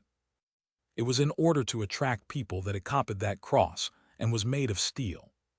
It's so blunt that it's even more confusing. But the answer to their worries was heard from above them and among them. Don't worry, those who are careful are quite annoying. They need people to come to it. If they made the cross, then why not go over and have a look at it? You could finish it off after grouping up. What? Everyone's expression froze at the man who had appeared above the blazing ruins in an instant. Since they didn't know how he had made his entrance. Did he run here from the cross? While people were being cautious of him, the man counted their heads in an instant and then nodded. Let's see, 148 people. Quite nice, for such a number to come in a group without a lord. What do you want? It was clear to them that this guy was someone who had come earlier. He looked stronger than them, and there was also something very different about him from the people of their tutorial area. A foreigner, and he has no problem conversing with us. It seems like there wasn't any problem with them having different languages. The blue-eyed man chuckled as he spoke. Don't be too impudent. We are I guess something like a savior in your words. What? You see, the fairies don't come out from now on, so we act as some form of help. You are clearly an angel. You expect us to believe that. To help without anything in return. How did this guy expect them to trust him? The man shook his head at Hwan's words and spoke. There are always people like you, people who are very suspicious. But remember, it's good to be suspicious, but if that pisses others off, then it'll be hard to live long. What? You just need to thank the people from my group from now on. There's no reason to follow us, so just listen. What? Heirs Valentine. She's the one who had created our Helper clan 20 years ago and had gone up. Let's see. After that is a steady backbone of the clan, Kyle Cooper, Beek Jongseng, Ark Mariant. These three. You don't need to know about the details. How would these guys meet 3 of the 7 departed souls? The man who shook his head from side to side spoke again. And after this, give thanks to the other clansmen who prevent guys like you from getting killed. Keep going. The man laughed as he looked at the people's expressions turning darker. What, does we want to have a go at it? Actually, even for him, it'll be hard to win if everyone in front of his eyes charged at him. If he was alone, of course. The man spoke for the last time. You should at least thank our 30,000 helpers running around in this shitty end route, though they were sponsored to do so. 30,000. The man smiled at Hwan, who had replied to his words with a fearful expression. Well, though only 6 to 7 people came to each route. But the man swapped these words back. It was more convenient to suppress these guys with numbers from the get-go. And in reality, these guys, who had been making enraged expressions, prepared to pay attention with dispirited expressions after hearing about 30,000 people. They're chicks. This was a clear evidence that these guys were beginners. Since those who had roamed around the red zone for a bit wouldn't get scared at hearing the number 30,000, but rather more at the names he had said prior to that. Well, that's why we exist. Whatever happened, he needed to do everything he was tasked to do so these guys don't just die off. The man looked at Hwan as he spoke. There's a few things I must give you, but there are a few pieces of advice. Listen carefully. These are things to prevent you from just getting killed off. Speak. He didn't know what this guy and the other people were helping them for, but there was nothing bad about intel. The man continued to speak. The place where you guys are at is the end route. This is the place where newly hatched chicks roam around, and because of this, it wouldn't really matter for you guys to argue here and there normally, but... The man looked around at the confused expressions and then spoke again. It's a quite harsh place, so there are a lot of people with different circumstances. So theoretically, some people who have no reason to be here come down all the way to the end routes. He was speaking aloud in front of these guys, but he was also only about at the level of middle route. But those who are at the base route or the trunk, or even above that, sometimes come down to here, the end route. So the things you guys need to do is not to randomly quarrel with random people just because they move in small groups, if you don't want to get ripped apart. And it's even more dangerous to target somebody just because they're pretty. These people wouldn't usually touch the newly hatched chicks at the end route due to a few unspoken rules, but there was no one who would tell them to ignore getting aggravated. The man who had finished speaking rested a bit and then looked around. Let's see, Camille Rowe, where did this lady go? If they were going to experience it anyway, wouldn't it be better for them to get the full experience? And coincidentally, Camille Rowe was nearby. These guys are pretty confident with their numbers, but they'll start to crawl on the floor once they see it. If those who were doing well in the tutorial think that they would do well here then, It was a very big misunderstanding. Once they were out here, there were different rules and another power. The tutorial was basically a place where they tone down the difficulty so they can prepare for the other world. And in a place like this, where one can get stronger day by day, 1 or 2 years of difference was very big. But at that moment, Hwan had spoken towards that man. Didn't you say that you wouldn't touch beginners, that you would get killed if you do so? At those words, the man who was searching for Camille Rowe nodded. That's right. Then what's that? As I know that guy is a beginner just like us. HNNG. The moment the man looked at the direction where Hwan was pointing towards, a fierce shockwave and screams resonated throughout the blazing ruins. Boom! Come at me, you bastard! No, seriously, what's the problem? I'm telling you I'll help you kill the calamity fish. This bitch. The people who were watching the ruins being destroyed shrugged their shoulders and looked at the guy who said he was from the Helper clan, and the man made a helpless expression at the unexpected situation. Hansu shrugged his shoulders after looking at Camille Rowe, who was charging at him. It seems like they didn't really tell me about her personality being nasty. Was the suggestion I gave her that unreasonable? It seems like there was a misunderstanding, but if things were to go on like this, then they needed a serious talk with each other. Some preparations are needed to talk seriously. Hansu started to cover his body with demonic dragon reinforcement in order to progress the talk. Chapter 56, Calamity Fish Hunting 1. Kulu. Camille Rowe mumbled quietly as she looked at something gigantic in the distance. It's coming this time too. The newcomers wouldn't be able to see yet, but her Hawkeye skill that was fitted for the perception stat at the red rune level 50% allowed her vision to see things extremely far away. Camille, who had been shaking her head, looked at the things she had prepared so far. Ericle's poison and Ketelan's sword, Myron dagger and waterproof sheet, and Camille Rowe, who had been looking over the things she had prepared while grinding her teeth, sighed as she looked at the fins that could be seen in the distance. Could I really avenge them? She had been holding onto her life with the sheer determination to kill that thing for over 3 years. But there only one thing she had gained from this. Endless fatigue. It's tiring. It was basically larger than a mountain. There was probably no other organism that fit the name of fish of calamity better than that. She had went into and returned back alive from within its body over 13 times, but this wasn't because she got used to it. It was because she had gotten blocked at a line which she could not cross. It would be easier to break a rock using an egg.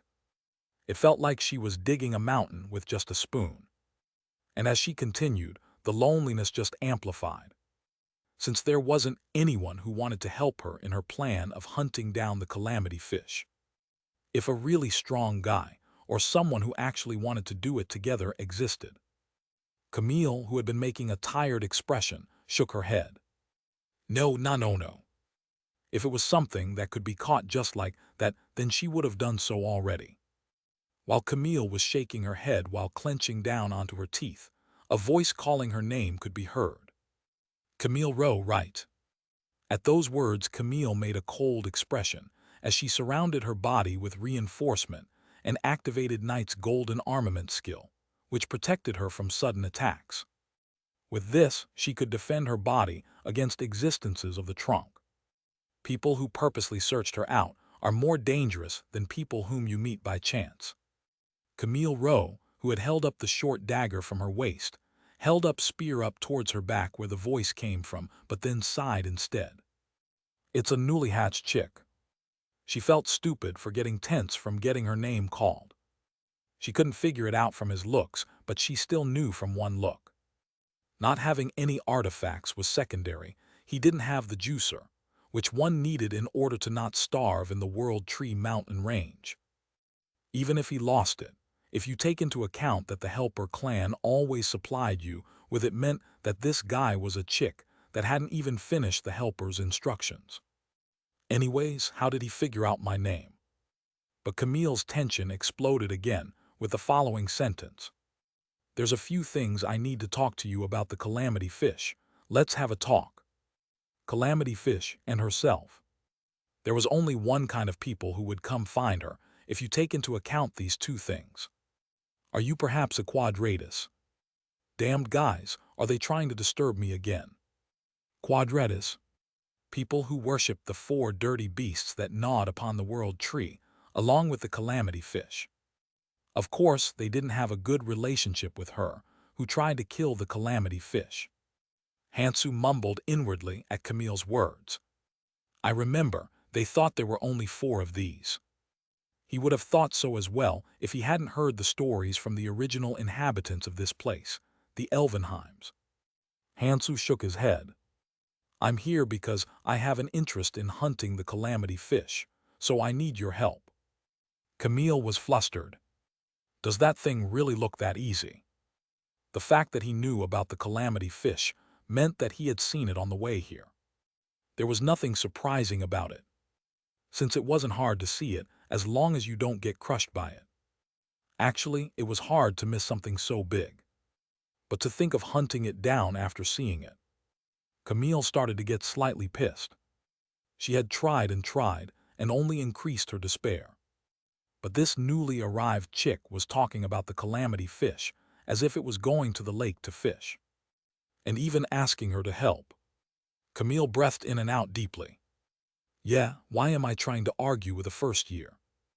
Getting angry here was actually laughable. Leave.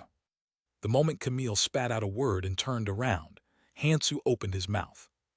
Don't you have to save your sibling? If you hunt that thing, then the chances of your sibling, who might come any time, surviving increases by a large amount. This bastard, where did you hear about that? Did I make a mistake? Hansu scratched the back of head while watching Camille warming up her body. I failed the rapport, can't this bastard?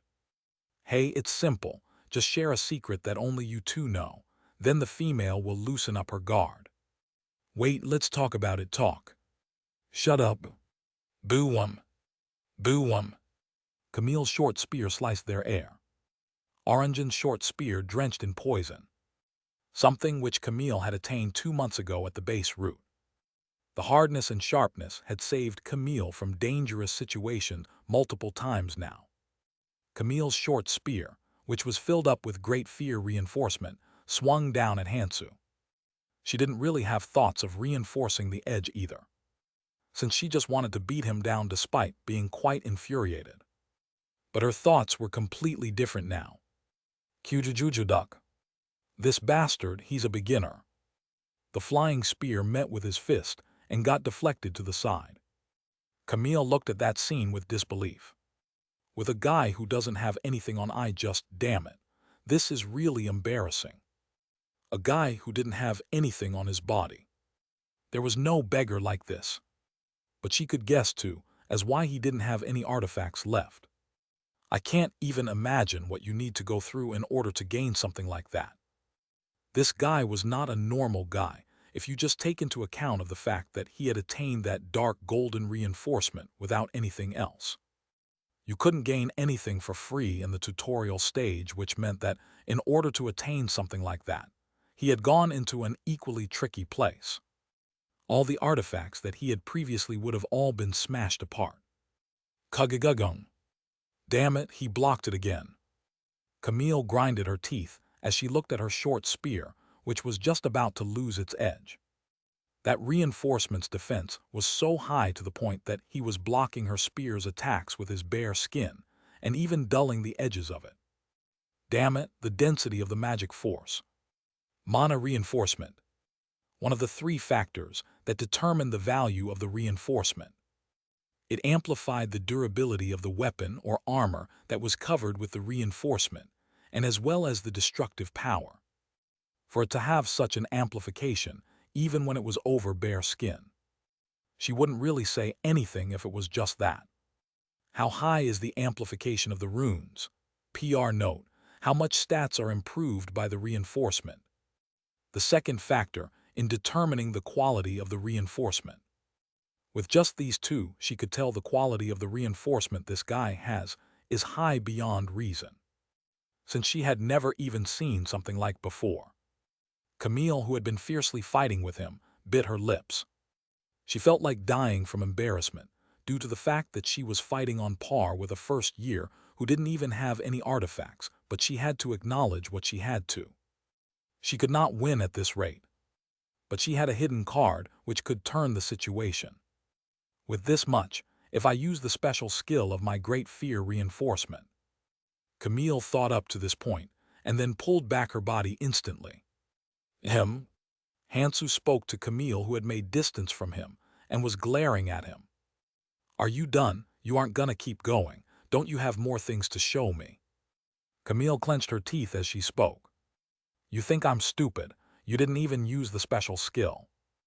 3 factors that determine the quality of the reinforcement. First, amplification of runes. Second, magic force's efficiency and power. And third, special skill. Something which every reinforcement had. If you say that the true worth of a reinforcement was determined by the third factor, the special skill, that you probably wouldn't be wrong. The Blood Jade reinforcement had the ability to use blood to create a very hard magic force, and Beast reinforcement could change parts of the user's body into that of a beast. With such a reinforcement, she didn't know what the special skill was, but it was sure to be incredible, and he had yet to take it out. I feel like I'll die of embarrassment, damn it. She acknowledged the fact that her battle strength was a bit weaker than the other third years, since she focused on hunting the calamity fish while others were getting stronger. But for her to lose to somebody who came from the tutorial area. Okay, I accept the fact that you have a good hand. Actually, her mind was more at ease after accepting it, since she just needed to think while ignoring the fact that he was a first year. But that was that, and this was this.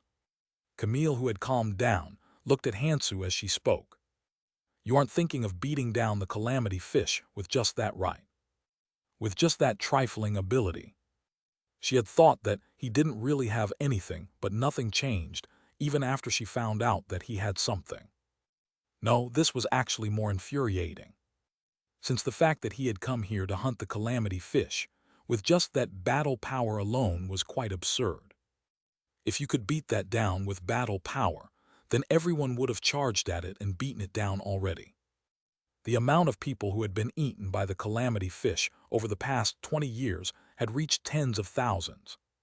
But nobody had the thoughts of getting revenge against the calamity fish, since they saw what happened to those who challenged the calamity fish.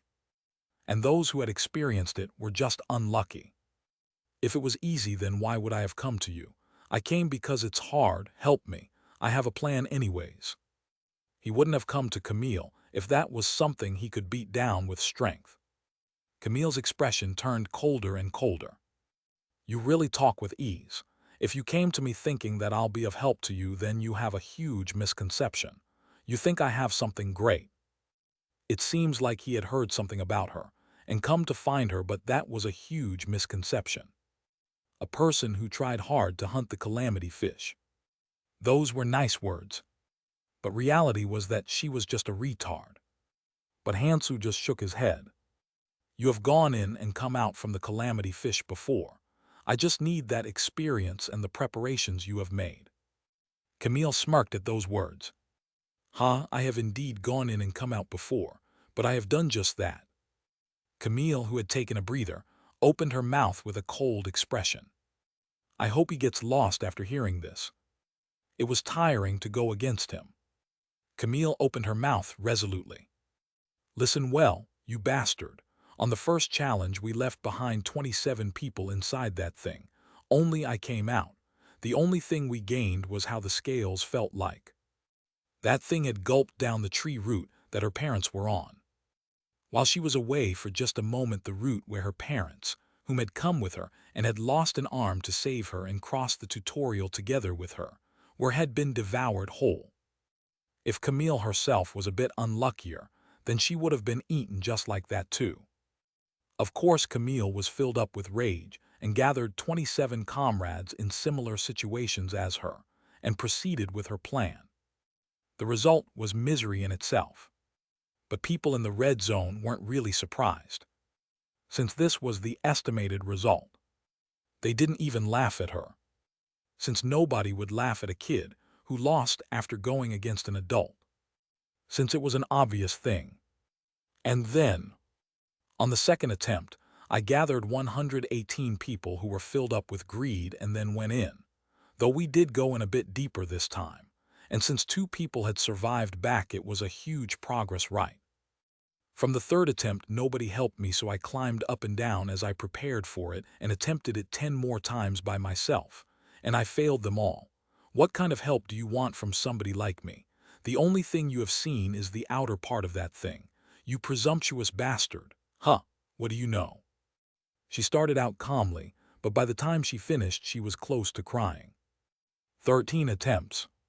She had searched the method to deal with it by researching its weakness and climbing up and down the red zone endlessly. And the only thing she had gained from this: defeat and despair, and the method to run away. She wasn't attempting for her parents' sake at this point. She was lying to herself in her head, but she already knew that it was impossible. There was only one reason why she was still trying, since she thought that this was the most significant way to die in this damnable place. Wouldn't dying here while avenging be better than getting killed by someone's blade or getting ripped apart by a beast on the way up? No, it's not even that. Camille wasn't even doing that properly. If she really wanted to die while avenging her parents, then she would have gone in much deeper and into more dangerous places. But she was just a retard who couldn't even do that due to fear and was using her brother, who nobody knew of his arrival in this place, as an excuse and stayed alive. And in result, she was spending her time while stuck in between her ambition to stay alive and her impossible revenge. Goddamn it! Camille felt into a state of lethargy and lost her rage, since the words she had spat out in order to stimulate that guy had twisted her chest. But Hansu shrugged his shoulders as he looked at that Camille. You failed that because I wasn't here. Don't worry, I need you and I can kill the calamity fish if you help me. Camille made an expression of disbelief at his attitude of just saying what he wanted to say. At the same time, she felt like she was crazy, because she felt like she wanted to trust this crazy guy once. Camille made a complicated expression as she looked at the guy who told her he needed her when everyone was ignoring her for doing such absurd things, and was even telling her that he will fulfill her wish. Damn it, I must have been really lonely to get attracted by such random words. At this point, she was getting quite curious to see what was his basis for his confidence. No, there was something she was more curious of before that. Let me ask you one thing. Why are you trying to kill that? The artifact that would come out once you killed that thing. Or revenge like herself. Camille was curious about that, as to why he wanted to kill the calamity fish. When Camille, who had turned lethargic after pouring out her feelings, asked with a tired expression, Hansu pondered for a moment and then spoke out. I want to try saving about 1 billion people. What? No, is it about 1.5 billion? The chances of your brother surviving will increase by a lot as well. Good, right? This guy isn't some normal maniac. Camille made an expression of fear. If you agree, then let's start. Hansu smiled. Huh? The helper clansman, who had been making an astonished expression at the fight with Camille Rowe, looked at Johan and asked. He really came on the same boat as you. He's really a newcomer. Yes. Seriously. The helper clansman made an expression of disbelief and then looked at the 150 people as he spoke. Never ever piss somebody off by trying to copy something like that. That's an outlier. He can, but we can't, though we are 150 people. The helper clansman smirked at Johan's words as he spoke. I wouldn't stop you, but I don't really recommend it. Damn it. Johan clenched his teeth at the clansman's words and then glared at Hansu with an expression full of annoyance. Chapter 57, Calamity Fish Hunting 2. Are the arrangements complete now? One of the helper clansmen who had been looking at the sea above the 2184 cross, which showed the number of the cross, spoke as he loosened up his body as he saw that no more boats were coming down. "We're done somewhat. We gave the juicers to Johan's guys earlier and gave them basic explanations as well. They'll be fine from now on." The most busy time for them, the helper clans, was now. When the people of the tutorial come in, they had to give them basic notices and then spread out again. And they needed to gather the basic information of every newcomer every year and organize it. How are the standards for the guys this time around? His comrade, who had been standing next to him, shrugged his shoulders at those words. "You know how it is, that it increases a bit every year. Them fairies, they're only thorough in things like that." The man clicked his tongue. The fairies set up the tutorial so that the people would survive even if they were dropped in the end route here. And because of that, the standards of those who go through the tutorial increase every year. The reason was very simple. Since the environment of the end route gets harsher as time goes on. Tusk, the number of survivors would increase greatly if the calamity fish didn't exist. The location of where the newcomers drop is becoming closer towards the center of the world tree, since those guys keep gnawing down the tree roots. If you take into account the fact that the level of the beasts increases the closer one gets to the giant world tree, it means that the difficulty of where newcomers land after the tutorial increases every year. And since they needed to set the standards of the newcomers to fit that, the difficulty of the tutorial increased and the survival rate decreased. You need to stay on the boat longer as well. If that thing disappeared, then an amazing number of people out of those who are dragged here would be saved. Since the roots will grow back and the difficulty of the tutorial will get lowered to fit that. It is said that the survival rate of the first tutorial was 55%, which was much higher than now, when there were a lot of tree roots left. 14% of the people had survived last year, but it's only about 11% this year. About 3 billion more would come over but for the survival rate to be like this. The amount that had crossed over the past 20 years was about 3.5 billion. But the speed at which they were coming was increasing at a very rapid rate, as if something was pulling their world. Though the immediate survival rate had decreased, the number of newcomers had increased. But at this rate, in about 5 to 6 years from now, all of humanity would be dragged here and then all get massacred in the tutorial. Damn it! The helper clansman made a bitter expression.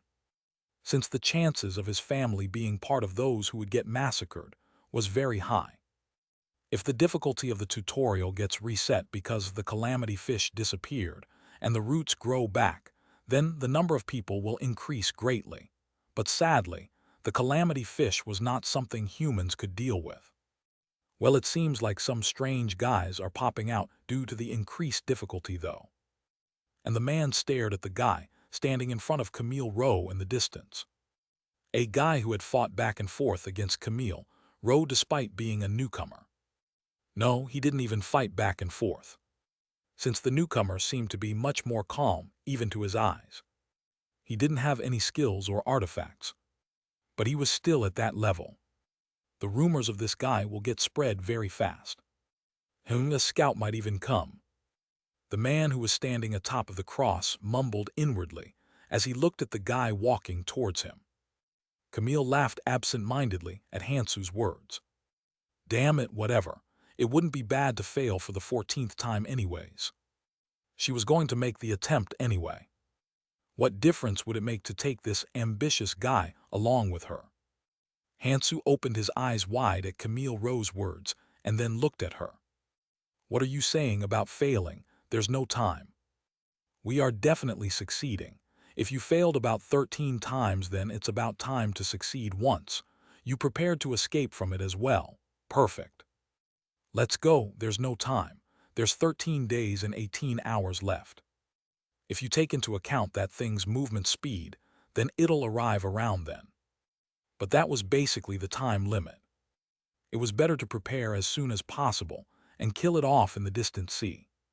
since the amount of casualties will explode upwards once that thing goes insane at the last moment. Hansu got up from his seat as he finished his words. He's really confident to the point of damnation. He really makes one fall for him, got him it. Camille clicked her tongue and asked as she looked at Hansu's back. What are you going to do first? Hansu shrugged his shoulders. I'm going to the Helper clan first. I should at least visit, since I need to receive the juicer. He didn't have any intel, but the juicer was a necessity in order to not starve to death. Camille remembered what she had forgotten about at those words. Oh yeah, he was a beginner. She didn't even think about that because his actions were so off. Well, okay, I have some things to do as well. Camille got up from her seat and then walked towards the Helper clansmen who were guarding the cross. I really wish my sibling hasn't come yet. But sadly, the chances increased as time went on. Since the number of people who had been coming here over the tutorial had been increasing. At this pace, then, all of the remaining people on Earth will transfer over to the other world in about 5 to 6 years. That was the reason why the 7 departed souls and many others who had the qualifications to go up stayed at the red zone to search around, in order to find their family or precious people who could come at any time. The reason why that Helper clan was able to be maintained was very simple as well. It was something born from the combined minds of those who wanted to stop the random deaths of their family or close people. The Helper clan was the place that the minds of those who didn't have the leisure to search for their family, because of the harsh environment they're faced with, but wanted to stop such things as death from happening, supported, since they might be able to meet each other as long they are alive. That person called heirs is amazing. How did she think of such a thing 20 years ago? Hers had gone up already, but her clan had remained behind to keep accepting newcomers, and were taking care of the newcomers constantly with the support of those in other red zones. Of course, in the most basic ways only, since nobody could take care of anything further than that. They helped with the most basic survival tactics and preparations, but surviving after fighting against a beast or other people was all up to themselves. Camille greeted one of the Helper clansmen after she arrived. It's been a while, can I check the catalog and take care of this newcomer? You're a VIP, of course, let's see. Then the clansman started to check the catalog. Usually they would only give basic warnings and the juicer. But for those who supported them a lot, there will be some more special services. Person finder. If you give basic appearances or a name, then the newcomers of the Helper clansmen spread about in thousands of end routes will search the person asked by a VIP. A person searched by a VVIP with a stronger backing will be checked to see if he was at the tutorial or not. PR note: VVIP equals very, very important person. The Helper clansman, who had been searching around the catalog, shook his head. It doesn't seem like they're here on this side of the routes, though we can't check up the tutorial with the amount you supported. I don't know about the other routes, but all the intel will be gathered within 2 days, so come find us then. The man completed those words and then went upwards, with a few people behind him. And Camille knew the identities of those people. Those were the people who the VIP or the VVIP asked to find. Who? She had confirmed that they weren't here, but this was vexing in itself, since there was no way to know if they hadn't been dragged into the other world or had died at the tutorial. But Camille shook her head. Focus on the calamity fish. Finding her sibling was not something she could do anyway. Camille spoke to Hansu, who had gathered the juicer and a few other things. Okay, let's hear your plan. Hansu spoke with a very serious expression. Very simple. You will guide me and take me inside there. Then I will shove the hidden card I have prepared into a fatal location within its body. Shall I beat him up? Camille sighed, shook her head, and then spoke. Well, that was basically the basic summary of it, since you couldn't kill it from the outside. Though the problem was that he extremely simplified the process. Well, okay, there's a lot of things to be prepared. I've prepared the boat already, though it's a 30-man boat. If that thing arrived at land and started to eat, then there wouldn't even be time to get inside it. Since the heavens will be falling apart, you needed to quietly approach it while it was swimming quietly, and then go inside its body. Well, of course, quiet is relative to what it would be, since huge tornadoes will be rushing around its body. Hansu shook his head. What are you going to do with a 30-man boat? Let's go with mine. What? I've prepared a 500-man boat. Hey, you crazy bastard, did you just leave that behind? Camille shouted in shock. Why would he have done such a thing when there are so many people who desired boats? Hansu chuckled at those words. Don't worry, I've hidden it well. Let's go to the next subject. While Camille was shaking her head, Hansu checked the things Camille had prepared. The only reason why he had come to find Camille, since she had already prepared the things which you could only gather at the base root or the trunk. There were a lot of things needed to be prepared before going into its body, but a lot of time could be saved with just this much. Camille smirked at that. What would you know even if you saw it? Those things were things which you couldn't even see during the tutorial stage. At that moment, Hansu looked at Camille and asked, Did you prepare Apon's body fluid? We need that. That was needed to create the hardening fluid, which 127 alchemists had researched and finally created, with the information received from the Elvenheim he had met at the Abyss as the basis. You know about that. Is he really a beginner? Being strong was being strong. It was a completely different problem from Intel. I have a psychic power. Let's ignore trifling things. There's no time. Hansu answered simply, and then started to go over the material thoroughly again. Camille looked at that Hansu. Does he have a trait like a library? Trait library. It supplied information about the things one didn't know, and once the level increases, it will give basic information regarding what to do. I thought he would have a battle-related trait, but for it to be the library. She had thought that it was a battle-related trait because he was such a strong guy, but the library was a bit out of expectation. Perhaps he has two traits. That might be possible since he hides so many things. While Camille was thinking of this, and that while looking at Hansu, who had finished checking Camille's preparations, laid down a decision. We should spread out and search in order to save time. Camille had prepared quite well, but this was not enough. The first thing we need to make is the hardening liquid.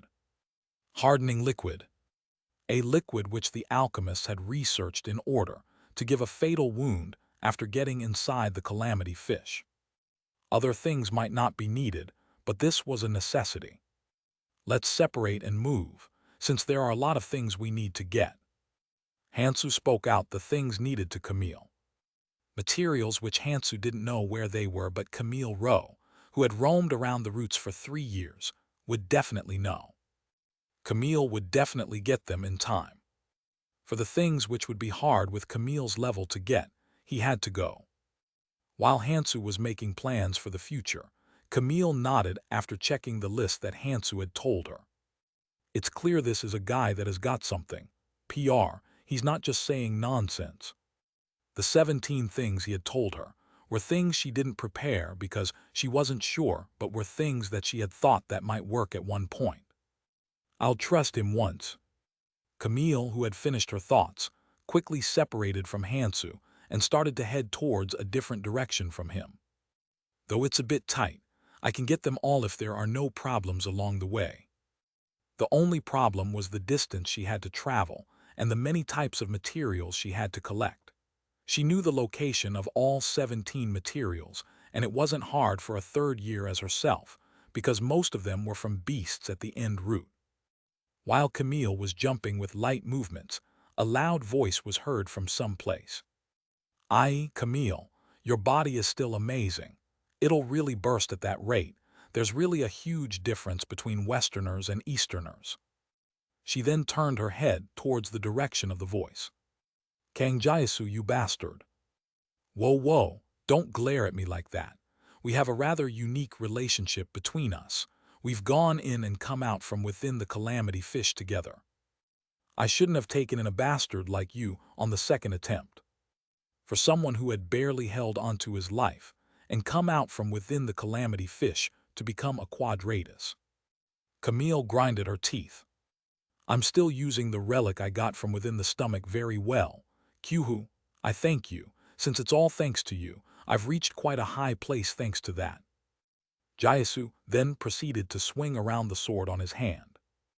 A weird skill was applied onto the sword, where the air which the sword had passed through shook. Are you going to disturb me again? As Camille grinded her teeth, Jaisu laughed loudly. Yuwa ha ha ha ha, what kind of misunderstanding do you have? If we really disturbed you seriously, then you think you can even attempt at the calamity fish. If we did it properly, then you would have died already. We just kept you alive because of old friendship. What? As Camille was flustered, Jaisu giggled as he spoke. Disturbing you is more like, well, we are followers, so we just touched you a few times because we couldn't leave somebody who tried to kill our god alone. But shouldn't it be time for you to accept it? That is basically an agent of God. You've seen it too, the insides of the calamity fish. Others don't know, but you and I know about it. I don't understand why somebody who had seen something like that wouldn't come into our quadratus. So are you here to ask me to join your quadratus again? Jaisu shook his head at those words. Nope, we aren't really interested anymore. What? Isn't it a bit shameless to ask for attention after 13 failures? It's not even fun anymore. I'm here because I have some business with that newcomer. Was he called Kang Hansu? As Camille's expressions froze, Jaisu shook his hand as he spoke. Whoa, don't glare at me like that. It's not a bad proposition on his terms either. You see, a scout has come in from above. Camille looked at Jaisu with a slight frown at those words.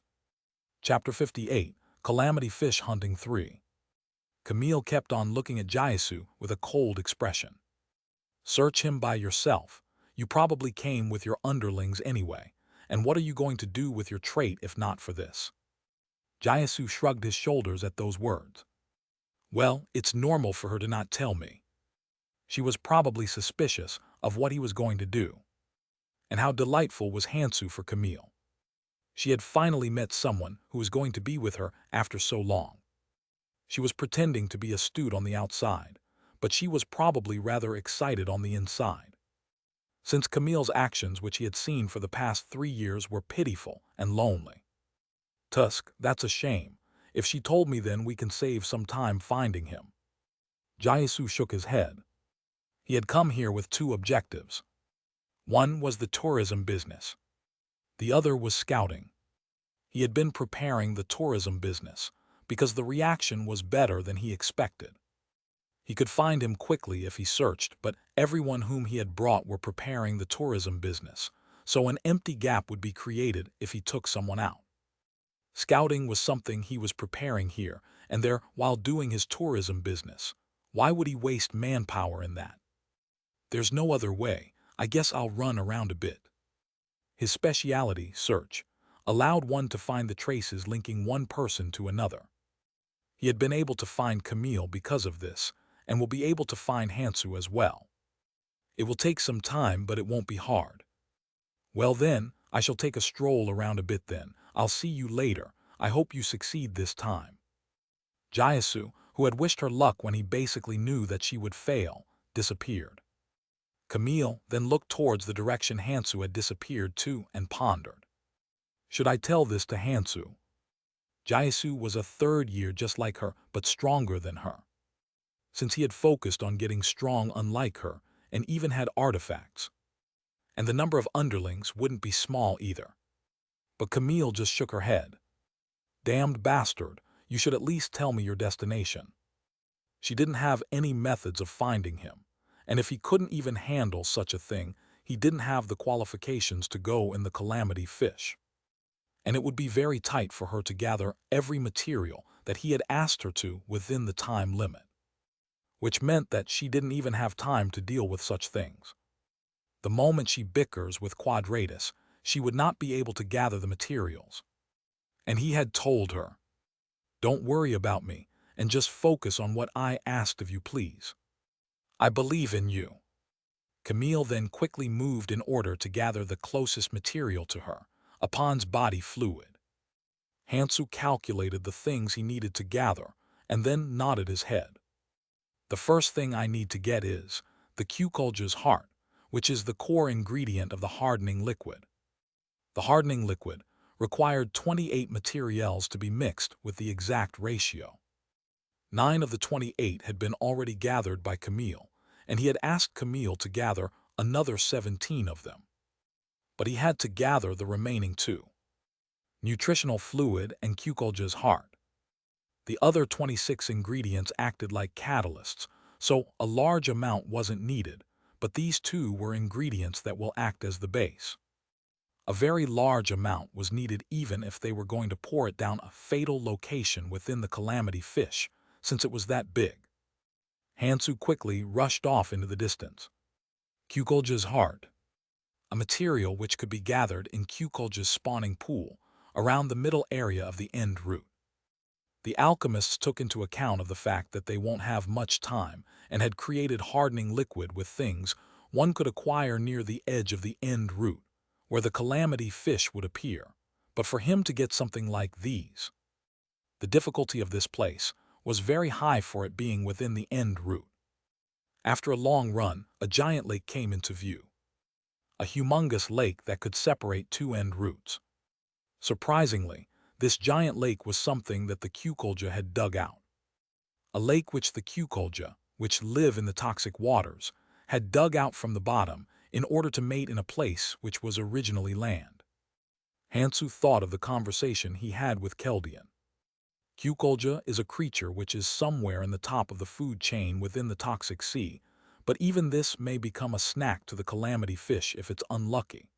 Though these guys had evolved to have a toxin within their heart to retaliate against the calamity fish, but it's a joke if you take into account of the size of the calamity fish. A toxin which didn't work against humans, but petrified a part of the calamity fish. And because of this, the Q-Culture's heart, which has a large amount of this toxin, was needed in the hardening liquid. It works even though the effect is so minuscule. That's why you have to gather a lot of them, turn them into a concentrated extract, amplify it using the other 27 ingredients and pour it onto the most fatal location within the calamity fish's body. Anyways, these guys fear the calamity fish, so they dig the root part of the world tree, make a lake, and then create a spawning pool there. If you want to gather enough extracts for the amount you need, it wouldn't even be close to enough by searching around the sea. Go to that lake. And that lake is a warning line for how much the calamity fish would eat to a degree. The instinct of the Q-Cultures are very amazing. They create the spawning pool right above the point where the calamity fish eats up to. Why don't they go up higher to create them? It would be safer to make them higher up the root if they were so scared of the calamity fish, so why would they make it around the end root area where it would be dangerous? You know how it is. There are another 5 great calamities under the middle and starting roots. Even a Q-Culture can't come over that. Hansu finished his thoughts and then watched the swaying lake. A giant, weird-looking fish which had the head of a bull and a human's arms and legs. It was so big that each of them exceeded 2 m in length. But the surprising fact was that the thing he was looking at was an infant. These guys grew up to 5 m long in adulthood. I'll get them one at a time. Hansu, who had seen thousands of them squirming around, poured the demonic dragon reinforcement onto a decent scythe he had found on the way to here, and then slowly walked into the toxic lake. Splash! As soon as Hansu came in, all of the Q-Cultures within the lake raised their bull ears, and then started to madly rush towards the origin of the noise and vibration.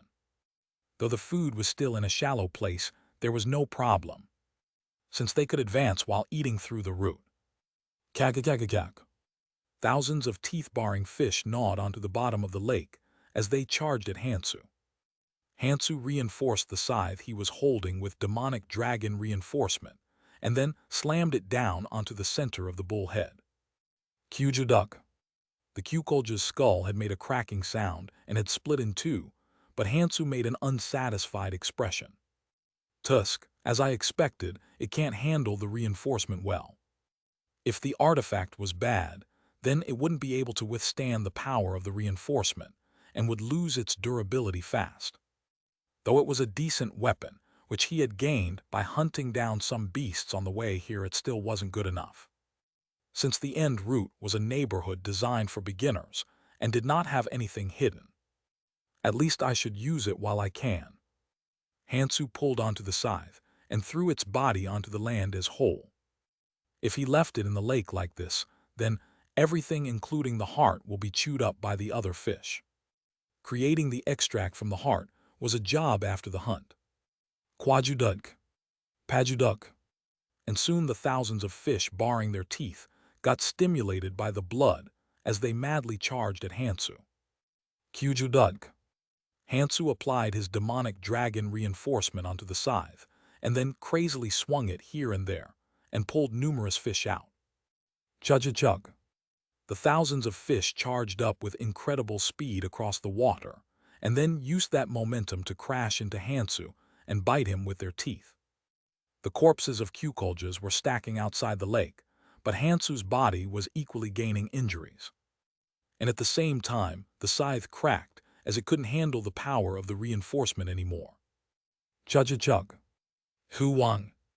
A very large noise coming towards Hansu was heard, as he was preventing the scythe from getting destroyed by adjusting the strength of the demonic dragon reinforcement. Sh-gugaguguk. An attack which cut apart all the trees near the lake as it flew. The skill. Hansu made a cold expression as he raised his scythe to block the incoming attack.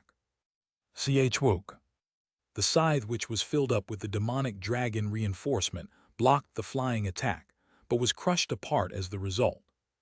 Hansu blocked off the single attack, jumped out of the lake, and then looked towards the direction where the attack had come from.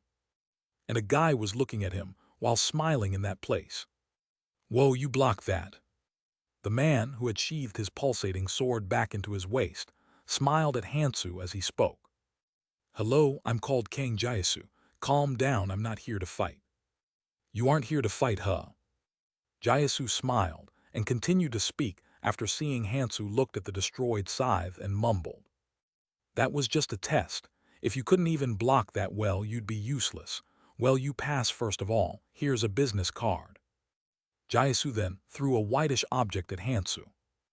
Having something like this makes me feel like I'm in the real world. It's actually made by drying the padro larva. Though it's a single use, it increases the regeneration speed on the area which you stick it onto, so think of me when you use it. Hansu shook his head while looking at the talkative man who had sent the attack with an intention to kill, and then asked, "Why have you come?" He had consumed a large amount of his stamina from the fight with the Qkolja. There was a need to go along with him for a while and regenerate his health. Jaisu spoke out. Simple, you've seen a lot of scouting before on TV, right? Like headhunters.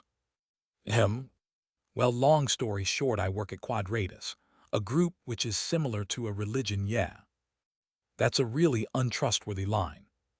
Let's skip over the small details. Anyways, it's not easy following a god. You need a lot of money in Korea too, right? It's the same here. And we have a lot of different businesses in order to fill that up.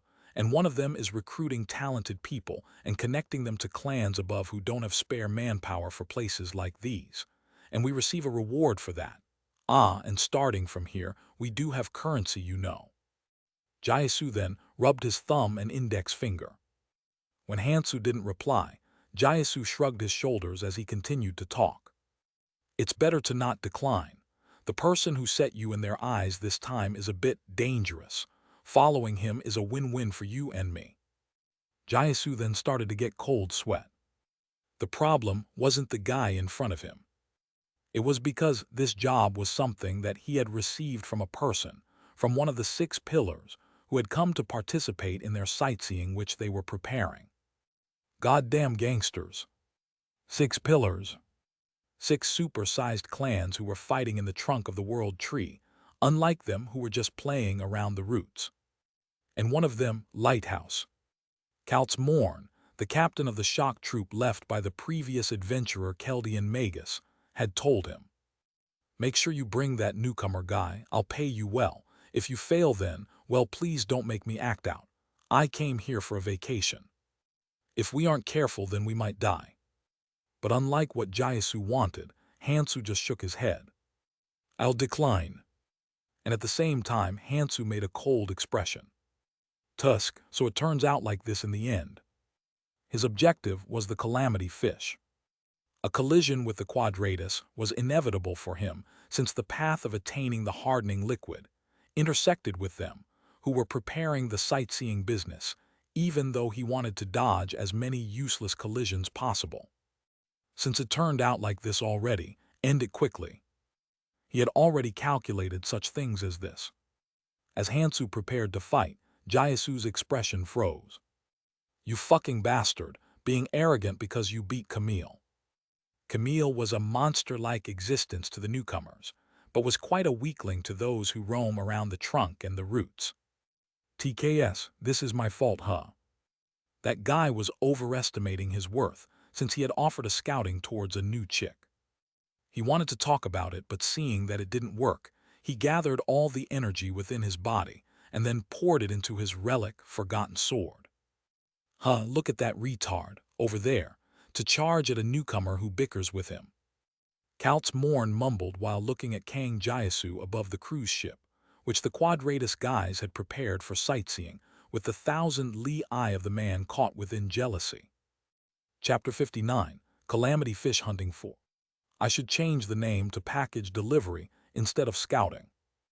Jaisu mumbled as he covered his entire body with various skills. Though something like this had happened before, it had never become a problem, since there was a very clear method. If he beats him up a little and take him, Kalt's Morn will solve it all. "Tusk, you should have listened when we were talking about it." Jaisu clicked his tongue and started to pour in his energy into the relic he was holding, forgotten sword. Camille and him were both third years, but were at different levels. They were at similar levels when they came out from within the stomach of the calamity fish, but while Camille was focusing on useless things such as hunting down the calamity fish, he had focused on getting stronger. And the thing he had faith in. Forgotten sword. The skill that was on this thing he had picked up within the stomach of the calamity fish, parallel cut, was a step above artifacts you could find in the base root or the trunk in terms of strength. A strong undulation came out from Jaisu's sword as it rushed towards Hansu. Kalt's Morn frowned as thought of the last scene he had seen. That retard, is it that hard to bring a newcomer over here? 1,000-li eye of the man caught within jealousy allowed one to see the viewpoint of the pre-selected person for 3 seconds when their emotions change rapidly. Though there were a lot of prerequisites, it was still a very useful skill since it allowed one to watch over somebody from a long distance. And the last scene he had caught could only be seen in a way where they were about to fight. TKS, this is quite troublesome. Actually, it wasn't bad to bring them after beating them up. There wouldn't be a procedure of struggling, and bad feelings will just disappear once they receive the symbol of the clan. But the reason why they were scouting was because they didn't have the leisure to give the newcomer the symbol. They only give the symbol to those who are really strong and control the others with influence or money. Though they were scouting him because he looked quite strong, there wasn't a chance for newcomers, who were quite lacking, to receive symbols. At the end, it means that the clan has to go through another cumbersome procedure to use some dude that has hard feelings towards them. But the most annoying thing was that there was a chance that the Jaisu guy could get destroyed while fighting with the newcomer. What is this when I came here for a vacation? He wanted to leave that useless guy to die, but he was one of the supervisors of the sightseeing this time around. He had come all the way here because he had heard that the sightseeing that the quadratus guys operated was very good, but if that guy were to die, then wouldn't he not be able to see all those good sights? Let's see. He was too lazy to act himself. If he told the nearby quadratus people, then they will act by themselves. Kalt's Morn started to collect mana in his seat. Kayak. A few men were being chased by hundreds of dinosaur-shaped beasts. The man, who had been standing in the very front out of the ones being chased, turned around as he shouted loudly. "We're using conceal. Conceal." A very useful skill, which you could get around the middle route. It was different according to one's mastery, but it allowed Samyuti to hide their presence. Of course, invisibility was part of this. And soon the 5 people running disappeared, as if they were erased. Kayak. The beasts who were chasing screamed out in rage, as the ones they were chasing disappeared. But they remained and searched around the area, as if they had no intentions of going back. And the man sighed in relief as he saw this scene. This is really dangerous, it's almost deadly. Gurtas. Raptor-shaped beasts who lived in herds on the middle route. It greatly cared for its young to the point where the whole herd will chase them down to the ends of hell to avenge the dead. Even if the one who had killed them crossed over the middle route area and into the base route. After a few days of repetitive work, the path leading from the end route to the middle route was filled with thousands of Gurtas. It was quite a grand sight, but the one who had completed this, Cheng, just shook his head as if he was tired. "Kang Jaisu, what is so hard for you bastard to bring a newcomer?" He accepted the fact that that guy's job was important. The sightseeing that they were preparing was important as well, but they could not ignore Count Morn's request. But shouldn't that guy have come after he had completed it? There were a lot of things that still needed to be completed in order to prepare a proper tour. They had to shove some more Gurtas onto the paths, prepare the cruise ship a bit more, and buy the silence of the helper clan members too. "We're busy enough already." He didn't like the way Jaisu carried himself, but he had to acknowledge Jaisu's ability. No, to be precise, it was more his sword than his ability. The people in charge of the sightseeing who had come here were 11 in total, including himself. Though it was quite a number, every missing person felt like a huge gap due to the large amount of work they each had to do. At that moment, a small bird flew in. A single blue bird which flew into where they were hiding precisely. Though it had come with the full knowledge of where they were hiding, they were still not surprised. Count Morn. It was weirder for that guy to not know where they were at his level. Anyways, to use the blue carrier pigeon to that degree. Blue carrier pigeon was a skill which created a small bird using mana and a message. It wasn't hard to acquire and learn, but using it well was extremely hard. He knew it as well, but if his comrades didn't help it with the same skill, it was hard to relay it properly. To make it arrive properly in a situation where the receiver wasn't helping needed extreme control of mana, but as he saw the bird which flew perfectly to their location, as if he was proving his position of the captain of the shock troop, he could only marvel. Soon the blue bird, which had arrived in front of Cheng, blew up with a poof and relayed a message to them. And he slightly frowned as he read the message inside it. Though it's only a maybe. Cheng, who had thrown a blue carrier pigeon towards the other supervisors who were busy breaking down ships, shouted loudly. "Stop temporarily, we pause our work here and move out." Kukolja Lake was right next to the path they were blocking. It wouldn't take long for them to run over there. Cheng, who had shouted loudly, took along the Quadratus followers under him as he started to run quickly. Hwan. The forgotten sword absorbed mana as if it was about to explode. The runes on the sword, which was devouring the mana, shone radiantly until it couldn't handle mana any more. Then it poured out a skill as if it was exploding. Parallel cut. A skill which cut everything in the way of the blade into two, with the mana undulations on the sword. The amazing part about this skill was that it could cover both short and long distances. It could spread far or wide depending on the user's thoughts, and even compress down to the size of a single sword and cut a person in half. And the way Jaisu was using the blade currently was the latter. Unlike before where it was spreading out like a wave, the parallel cut stuck onto Jaisu's sword as it charged forward to cut apart the opponent in half. An entirely different level from a mana reinforcement, which was operated by a normal reinforcement skill. The mana reinforcement of a reinforcement skill increased the durability and sharpness of a weapon greatly, but it was inferior to an offensive skill which was focused on destruction. And Hansu knew this as well. The parallel cut was a skill that was quite high up on the rankings out of the skills you could acquire in the red zone. If that skill and the sharpness of the relic combines, and he tried to block it just with the demonic dragon reinforcement, then he will receive large injuries. Jayasu's furious movement started to get stacked inside Hansu's head. And soon, a virtual Jayasu had appeared in Hansu's head, and it showed his next moves. Hansu followed that as he moved his body slightly off from Jayasu's attack parameter. At that moment, Jayasu's eyes shone. He's caught. Parallel cut.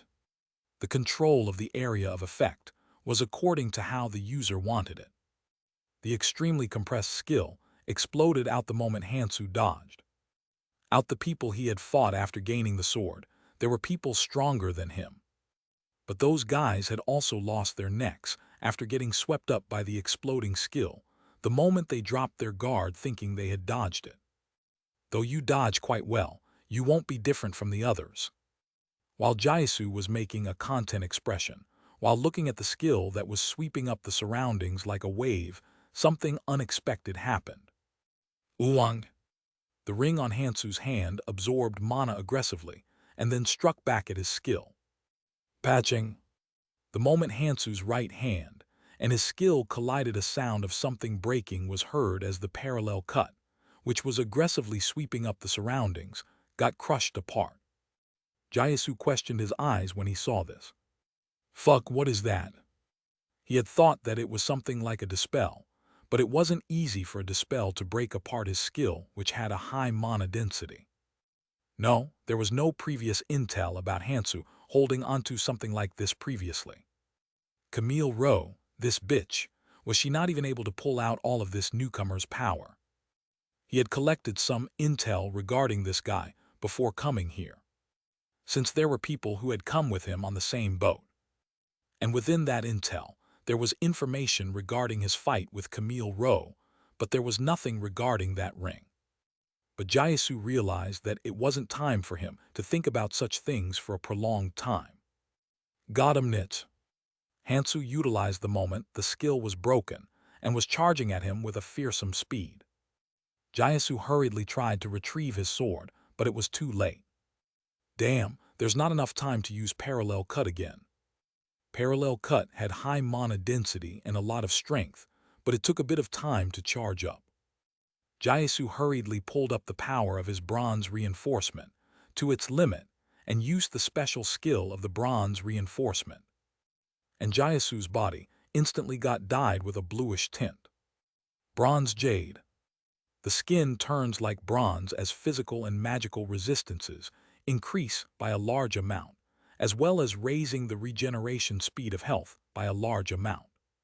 He didn't use it usually because it was a bit burdensome to use it with parallel cut due to its high mana usage, but he didn't have any confidence after seeing the charging Hansu's hand covered in dark gold lights. Even if it was just his bare hands, his intestines will be pulverized if he was hit by it. At that time, the ring on Hansu's hand devoured mana again and then charged towards Jayasu. Got him, Nit, really. But Hansu disappointed Jayasu's expectation.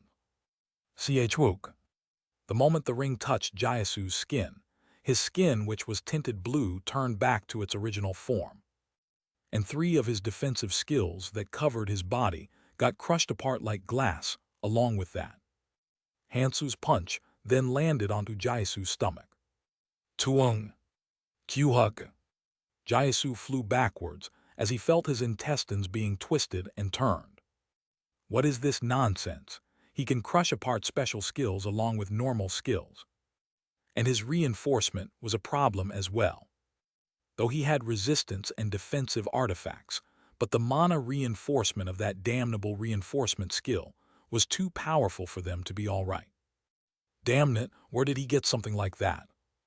Reinforcement skills held quite a high value for being very common. But if you were to think from a different angle, the mana reinforcement from the reinforcement skill was inferior to the strength of an attacking skill, and the resistances were inferior to defensive skills. But that thing was beyond that level. Jaisu, who had mindlessly stood back upright while flying, was astonished at the sight of Hansu, who had caught up to him and was about to strike him again. If this goes on, then he will be beat up to death. Damn it, if I knew it'd be like this, then I would have prepared something like the feather. But where would he get something that expensive? Jaisu distanced himself from Hansu with Adel's jump as he hurriedly shouted, "Wait, I'm just doing his under a request. I'm a victim too. Damn it. Do you think a medium-sized clan like us can decline an order from above?"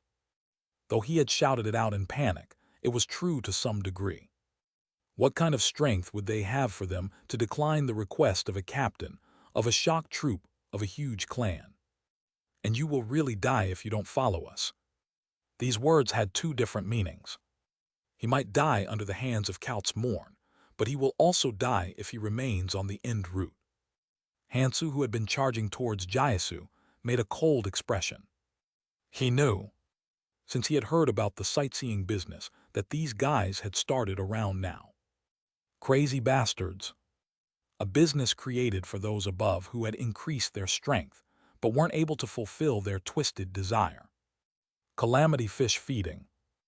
Hansu looked at Jaisu with a cold expression as he thought of the tourists who came to see the event of thousands of newcomers, who would be trapped here by the Quadratus, getting eaten by the Calamity fish. Chapter 60, Calamity Fish Hunting 5.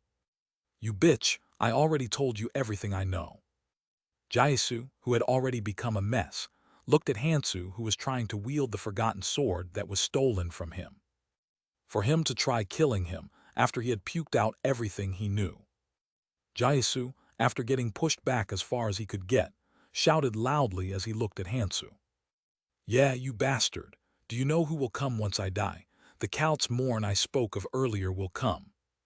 Jaisu then pointed towards his forehead. A small pink eye symbol. It was the symbol of 1,000-li eye of the man caught within jealousy. "You don't seem to know, but he's watching everything through this. If you kill me, then he won't stay still." Hansu snorted inwardly. When the 1,000-li eye of the man caught within jealousy was activated, once it could only see about 3 seconds. And light pink meant that it had a low mastery level. There was no way to watch over everything with that. But Hansu made a surprised expression. "What goddammit, such a guy will chase me down." Jaisu looked at him and then laughed. "Kyuhuhuhu, yeah, you bastard. Hurry and run away. Since he had done this much, he will not be able to kill him." There was a large difference between beating him up without knowing and killing him, even after telling him that there was somebody watching behind him. Since that would mean that he would be completely ignoring Count's Morn.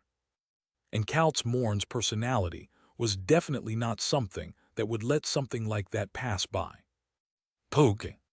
Jaisu tumbled around from the shock of the back of his head, getting smashed. Hansu had done this to make him pass out. As I expected. Jaisu laughed inwardly, even while losing consciousness. Since the fact that he had made him pass out meant that he feared Count's Morn to a degree. That guy would probably run away as quickly as possible now.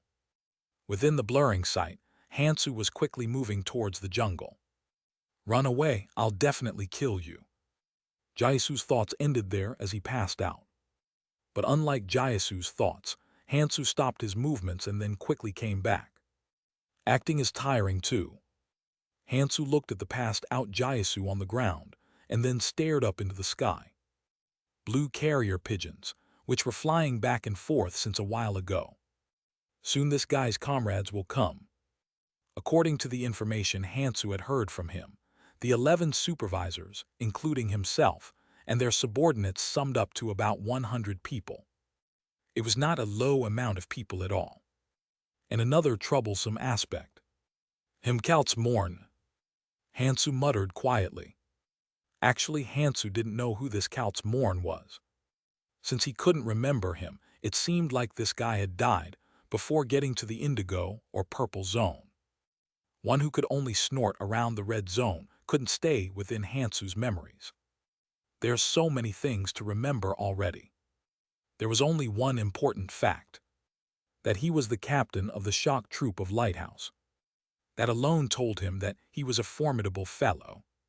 Since that spot was not something earned through poker, he couldn't ignore the captain of the shock troop of Lighthouse, which meant that it was impossible to gather the materials while receiving the disruptions of those guys. Hansu looked at the passed-out guy on the ground for a while, and then stood up. I should prepare a bit. The main point of the sightseeing business was quite simple. Gather up the beasts, block up the paths leading out, and sink all the ships. If you do just these two things, then the newcomers would not be able to leave at all. They isolate the end route like this, and then go out onto the sea on the cruise ship and watch it devour the route. Of course, the main show is watching the newcomers struggling above the route.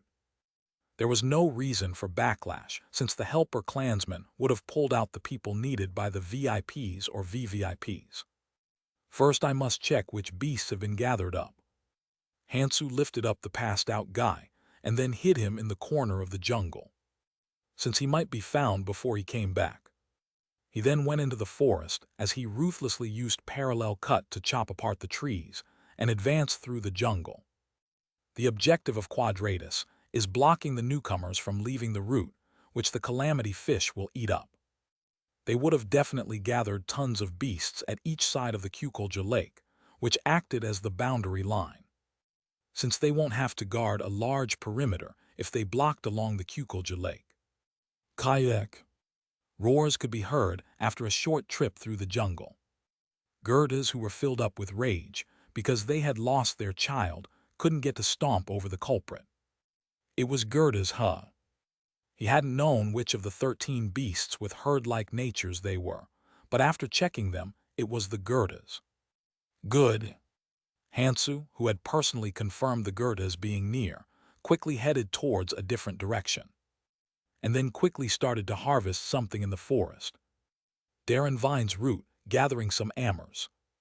It would have been hard if he was bare-bodied, but the forgotten sword was of great help. Dumbass, that's not how you use this. That guy had been using this by pouring mana into this, and either exploding or compressing it to strengthen the sword, but the true usage of the forgotten sword was not that. Stretching. As Hansu poured in mana, a free-formed blade grew out. This was the true usage. Something that the guy, who only knew how to blow it up or compress it, couldn't use. A free-form blade that required the mana control to be extremely fine to the point where one can do both things simultaneously. Hansu swung that blade in all directions as he cut off the beasts' necks and collected the needed ingredients. The free-form sword, of which the length and shape kept changing, constantly aimed for the unguarded spots of the beasts. Let's see, I should need about 20 of them. Hansu, who had squeezed out the incense pouch of 20 amers, along with a few other ingredients, approached the Gerdas who were aggressively roaming around. The Gerdas charged at him, but it was fruitless. Whack. Hansu was cautious to not get any of the blood on his body as he swung the free-form sword around. The stretched-out blade cut of the neck of the Gerda. Done. Though it would be better if he had the blood of the baby, it would take too much time for him to find the hidden baby, since the Quadratus guys will arrive soon. Hansu poured the blood on his free-form sword onto the prepared ingredients and then quickly put it into the selfish, wealthy man's food jar by his waist. It's troublesome if the scent gets spread. Hansu quickly moved his body towards the passed-out Jyasu after he had completed his work. He was still passed out, and above that Jyasu, a few blue carrier pigeons were flying around. They will arrive if they receive the help from the receiver, but since they weren't receiving the help, they didn't arrive. But soon his comrades will arrive. Hansu quickly approached the mess of a guy who had become bloodied from head to toe from the battle with him. But the injuries were healing at a rate that could be seen with the naked eye. If some more time passes and then he uses the regeneration rune, he'll probably be healed to the point he'll be able to move again. Hansu approached the passed-out Jyasu, and then he quickly pulled out the mixture he had made, put put it into the split wound on his thigh and then quickly shut the wound. It will take some time for the gap completely heal. And he didn't have the time wait for that. Let's see. Hansu fumbled around his pockets as he pulled something out. I'll return your business card. As Hansu stuck the business card, which was made of the Padro larva's hide, onto his thigh, the business card melted down as the wound on the thigh closed up. Hansu, who had made a satisfactory expression at the completely healed wound, nodded and disappeared into the jungle after clearing up his tracks. Soon slashing sounds were heard as Cheng, one of the commanders, and his subordinates appeared.